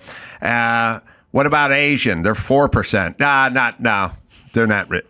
Well, but I thought we're talking about minorities here. There's less than half. They're less than half of. Yeah, I know they're doing good. But have you seen how well they're doing? Yeah, they're kicking ass. So leave them alone. They're 1%. They're not really. You go to UCLA. Walk around. Remember how brief the Stop Asian Hate campaign was? Yeah. Well, they don't want it. I'll tell you why the Asians flourish here. And so you kind of go, well, look, is this offensive or is this not offensive? And you go, well, how are they doing? Well, Germany, what do they got? They got Porsche, Audi, BMW. They're fine. Yeah. Right. They're fine. Okay, so make fun of them. And I'm like, well, I think the rule should be don't make fun of anyone or make fun of everyone, but not feel what their annual income is to see how they're doing. Here's what the Asians do, and you can tell, and what they've always done. And I don't think they don't even like. I think Asians stop the Stop Asian Hate thing. Oh. Because here's what Asians do. They come in here and they get the 10-year-old Asian kid and they go, what's his name? Well, it was Isawa. What's it now? Joe. Walter. Blend in. Go. Don't have anyone try to pronounce your name. Don't correct. It's not Isawa. It's Isawa. Oh, don't do any of it. Your name is Joe. Your name is Sally. Go. Go blend in. Go kick ass. Go take over. Don't march. Don't look for a pride day. Don't tell people how to fucking pronounce. Get straight A's and play golf. Just play golf. Get straight A's, play golf, kick ass, take over. Do not fucking boast. Don't be loud. Don't wear jewelry. Don't drive, a Cadillac. Just blend and you can kick ass. But the second you start marching and having Asian Pride Day and get a bullhorn on the campus, you're standing out now.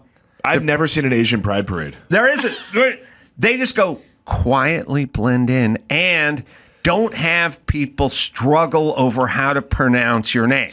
Now, the blacks go the opposite. They go, your name is now Nikisha.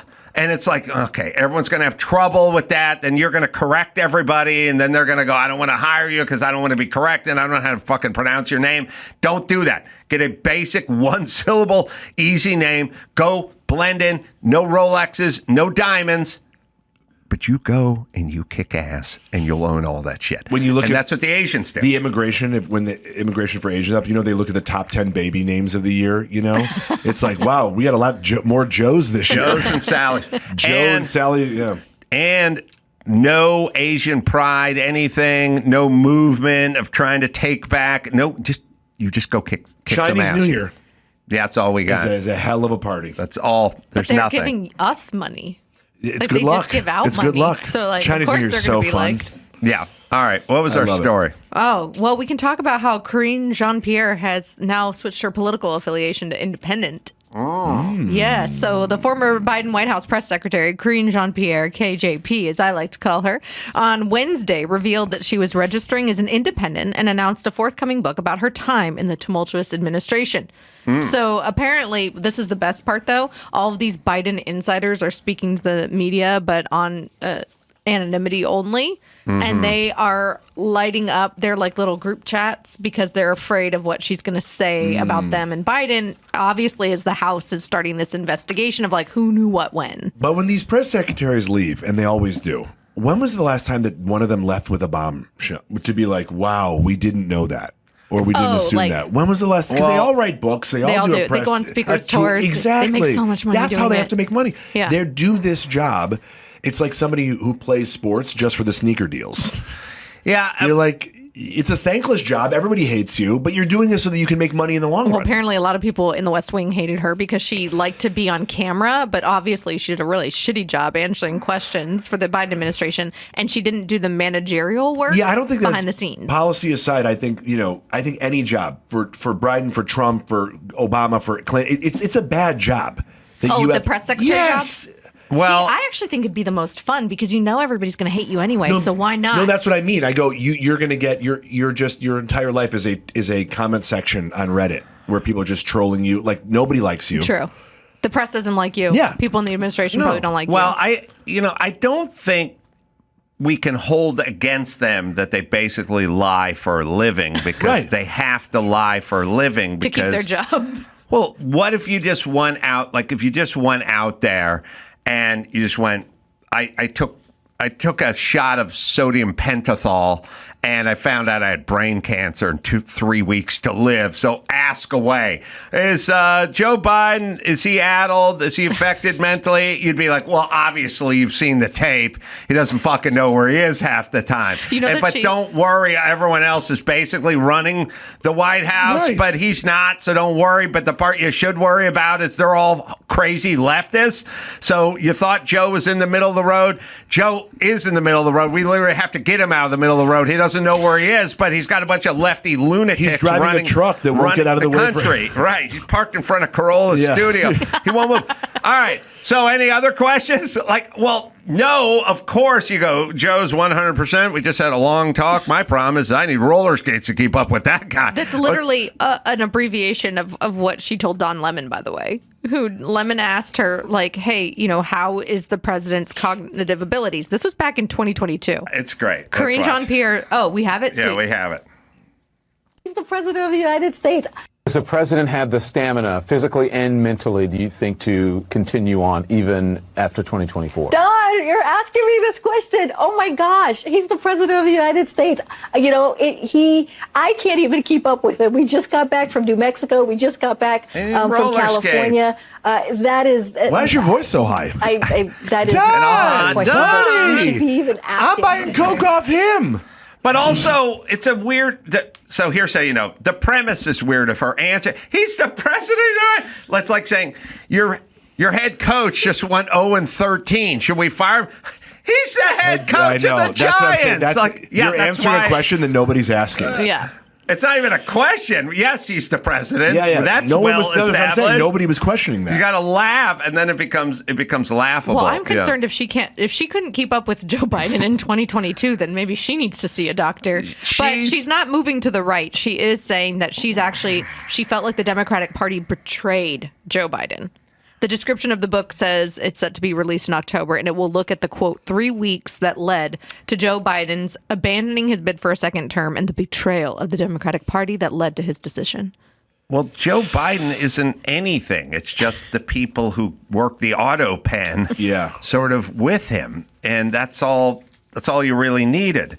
Also, when they go like, well, you got to have the auto pen. I was thinking about it because, the president has got so many documents and so many things. When I wrote like my first or second book, they shipped 5,000 book plates, they call them. Mm-hmm. 5,000. Yep. 5,000 little adhesive-backed 3x4 squares that you would sign, and then they'd stick them on the back of the book, right? I didn't get 800. I got 5,000.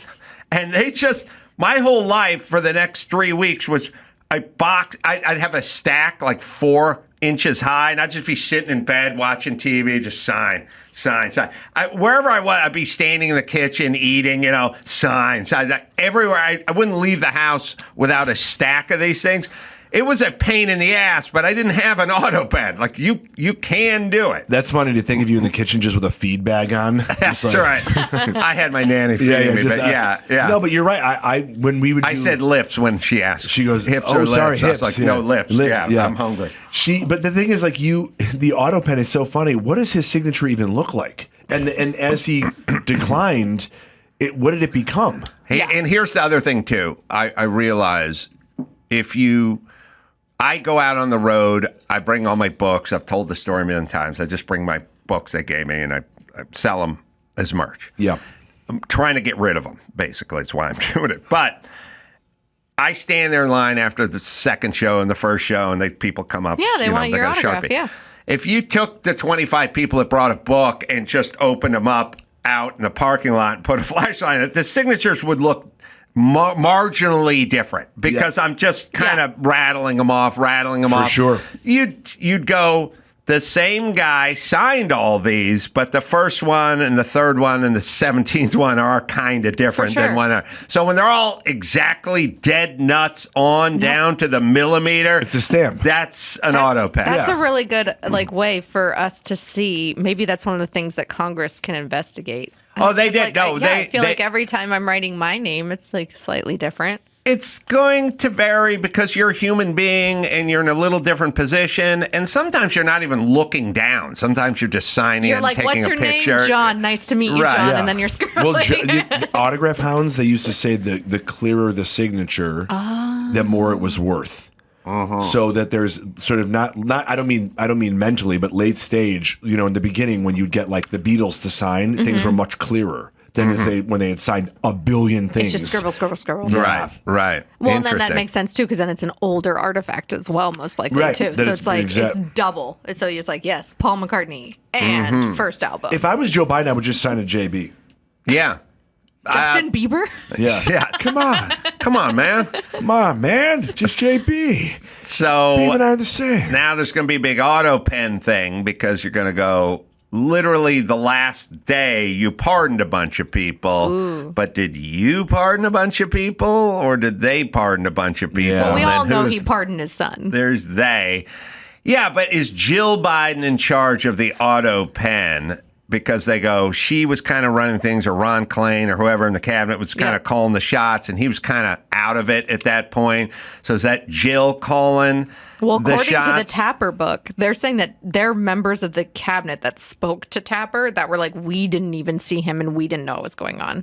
We were hearing from Klain and like all of these other inner circle staffers. Well, so I think it is a legitimate question. I think like this could be it should be a real scandal. It should be. Nobody wants to. But they want to turn the page. Yeah. And Karine Jean-Pierre wants to get a New York Times bestseller out of that one. Yeah, my feeling, and it's kind of funny. I mean, Biden, he really bucked himself, and I'll tell you why. And I've been a broken record about this subject, which is sort of affirmative action, as we used to call it, or DEI, as they call it now. Look, it's fine if you run a fast food place and you're in a neighborhood and it's a predominantly black neighborhood and you go, why don't we take a couple of the black guys and put them up front at the counter and put the Mexican guy behind the grill because they could represent the community. But when it comes to really important jobs, just get the best, which can be black and it can be a woman and it can be a lesbian. You're shrinking your pool. Like if I just said, look, I need a roofer, but he's got to be albino. Then someone would go, good job for him. It's not a job for him. But like people would go, good luck finding a good albino roofer. And then if I found an albino roofer, there'd be a good chance he might not be the best. And this is how we got Kamala Harris as our vice president. Because we shrunk the pool. So Joe said, I'm going to have a vice president, but it's going to be a woman, and it's going to be a woman of color. And it's like, okay, going to be a woman. You've taken half the candidates, more than half the candidates out, because traditionally there's more men, politics or generals or whatever. Because women are more risk averse and Men Yeah, are not. I mean, it's That's just literally why there's more men in politics, because women tend to be more risk averse. Yeah, just naturally. if you just go, look, I'm hiring a plumber, but it's got to be a woman. I'd be like, oh, you just took 85% of plumbers and you threw them out. Weird stat, actually. It's actually closer to 99%. Oh, yeah. Because I give campus speeches on like Oh, you all do? the different roles of men and women and the beauty and the differences of men and women. And like literally plumbing and electricians, it's like less than 2% are women. I was trying to be magnanimous. And I was thinking about it as I was saying. I thought you were going to say you're taking 100% God and you're just going to have shit in your toilet.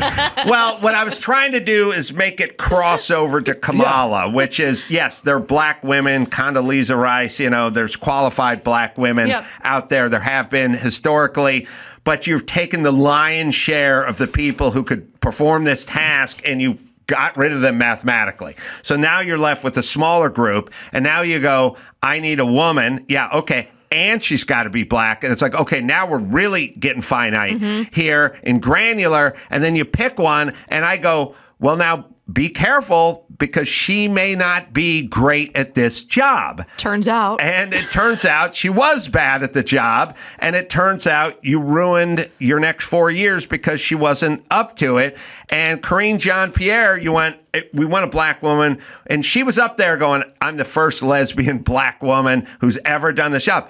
Great, applaud, but be careful. She may not be the best at this. Oh, and that's what happened to her. He did it with the Supreme Court, too. Right. Ketanji Jackson. Right. Same thing, every time. Right, and he inhabited his cabinet with look, there's going to be two considerations. One is, can they be head of the Joint Chief of Staff or the head of the whatever? But the other bigger one is, are they gay? Are they black? Are they a woman? And it's like, well, then you're not going to get the best group to do this. And that's what he did. And then he would get out there and he'd brag all the time. He'd go, this is the most diverse staff we've ever, and it's like, as inflation is like, yeah, but they're not. You got Janet Yellen, who's like one of my mom's friends from when I was in high school, who seems totally inept and way overhead. Like a lot of these people, Mayorkas, they seemed incompetent, inept, and sort of over their head, but it's because they never should have been there in the first place. And also, as a citizen of this country, like basically, I went on Tucker Carlson. We got to find this, Andrew. I went and did Tucker Carlson's show. It's like 4 years ago. And I just said, Joe Biden is essentially a drunken airline pilot, and we're all on the plane. And if he wants to go get drunk and fly alone, that's his business. But you pointing incompetent people while we're on I'm on row 18 back here. No, that's not fine with me. You're incompetent people in the cockpit, and I'm on the fucking plane. Right. And so is all of America. All right, sorry. One more. One more story? Yeah. Okay. So, communist country of Vietnam has now dumped their decades-old two-child policy. So China used to have the one-child policy, and then they realized, oops, this is a problem. Russia apparently has a shortage of women and children. This is why they were taking them from Ukraine, allegedly. But Vietnam is now facing declining youth population and a growing gender imbalance, with 111 boys born for every 100 girls. And apparently it's been going down since 2013. How many boys for every girl? 111 boys for every 100 girls. So it's like 10%. That's a new version of the Beach Boys. Yeah. 111 boys for every 100 girls. Going down to Saigon, gonna get some pussy. The Saigon Beach Boys. Delta Mekong, here we come. Yeah, okay. All righty. The study showed that the population of citizens, I guess this is where the concern comes in, ages 15 to 64 is now up to 70%. So I don't know how much of that is over the age of 60, but their average age of living is not that high. So they're concerned about all of their population dying off, and they don't have enough people to repopulate. I'm just going to say to everybody, if I ever get into any kind of position of power and someone starts floating the ideas of what if we started working a deal where there was more girls or less boys or more boys and less girls, and I go, you ever see those sci-fi movies where the robot's everyone's best friend in Act One? We know how this... You know how this turns out, don't you? You just got to leave people alone. They'll procreate in however fashion they... Some people have 7 kids. Some people have no kids. Yeah. Some people will be gay. Some people have 2 girls. Some people have 3 boys. When you start fiddling... It's creepy. There's some point 40 years, 80 years down the road where you wish you'd left it alone? For them, it's been 30 years because they started this policy in 1993. So Wow. it's a little more than 30. I got my Tucker. What? When was this clip with Tucker? Would you know? Is there a date on it? We don't. It had to be 3 or 4 years ago. 4 years. All right, so 4 years ago. And by the way, Jake Tapper and all you folks, Jean-Pierre and all you folks that are like, well, nobody told us the guy was in strong mental Everybody decline. could see it Like, with their you don't eyes. have to tell anybody that. Like, here's what I'm saying. If I'm walking across the street and there's somebody who has dementia and is elderly walking on the other side of the street and not even talking, I can look across the street and go, that guy's got something bad going on. I can see the way his face looks. You don't need to be told. I wouldn't have to interview him. Well, Tapper, now that he's trying to CYA, he's like, oh, well, it was the greatest it was the greatest unsuccessful cover up of all time because as everybody was covering it up, the American people could see what actually the hell was going on. Yeah, for sure. Yes. All right. Is it me with the airplane pilot thing? All right, here it is. How much of what they say, the woke people, the people in charge, the president and his acolytes, do they really mean? 4 years ago. So, if you quote Martin Luther King and they denounce you as a white supremacist for doing that, which happens, I happen to know, do they really mean it when they say that? No, I mean, I can't believe. I don't think Joe Biden means anything he says. Right. I don't think there's anything that comes out of his mouth that he means.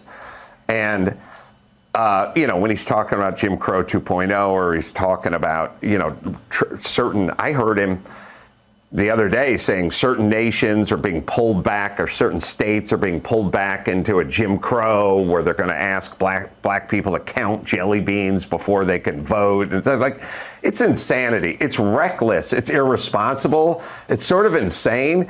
It's really sort of the equivalent to your pilot being drunk. Sort of like, well, he's not a bad guy. I know, but he's drunk. He's flying an airplane. Yeah, so he drinks a little. You know what I mean? He has a co-pilot. It is kind of that. You know what I mean? Like, well, he doesn't want to kill anybody. Yeah, I know, but he's a drunken airline pilot. That's what Biden is doing. He's just saying horrible, divisive. All right, this is 4 years. This is 4 years ago. I'm saying he doesn't know what he doesn't know what he's Back saying. when Cringe Jean-Pierre was like, he's the president. Yeah. Oh, that was probably the redhead in there. That she wasn't in yet. Cringe Jean-Pierre Cringe wasn't Jean-Pierre. in. No. It was the same year. Pasaki. It was Pasaki. Really? Because she was. Well, this is April 21, so this is more than 4 years 21. ago. Whoa. Well, I'm saying it's 4 years ago. So I think Psaki. Yeah, you Jen might be Psaki right. Before was she went in to there. CNN. Wait a minute, I'm right. I'm the one who's saying it. No, he said it first. He did? Pasaki was in there till 2022. Yeah, that was wow. before. Yeah. Oh, wait a minute. Check the tape. I just told Alicia Krause. I was like, you went Corinne Jean-Pierre and was saying blah, blah, blah. And I said, no, she wasn't. And then he said, no, she wasn't. No, she wasn't. And he said it was the redhead. All right, now we're going to check the tape. Oh, God.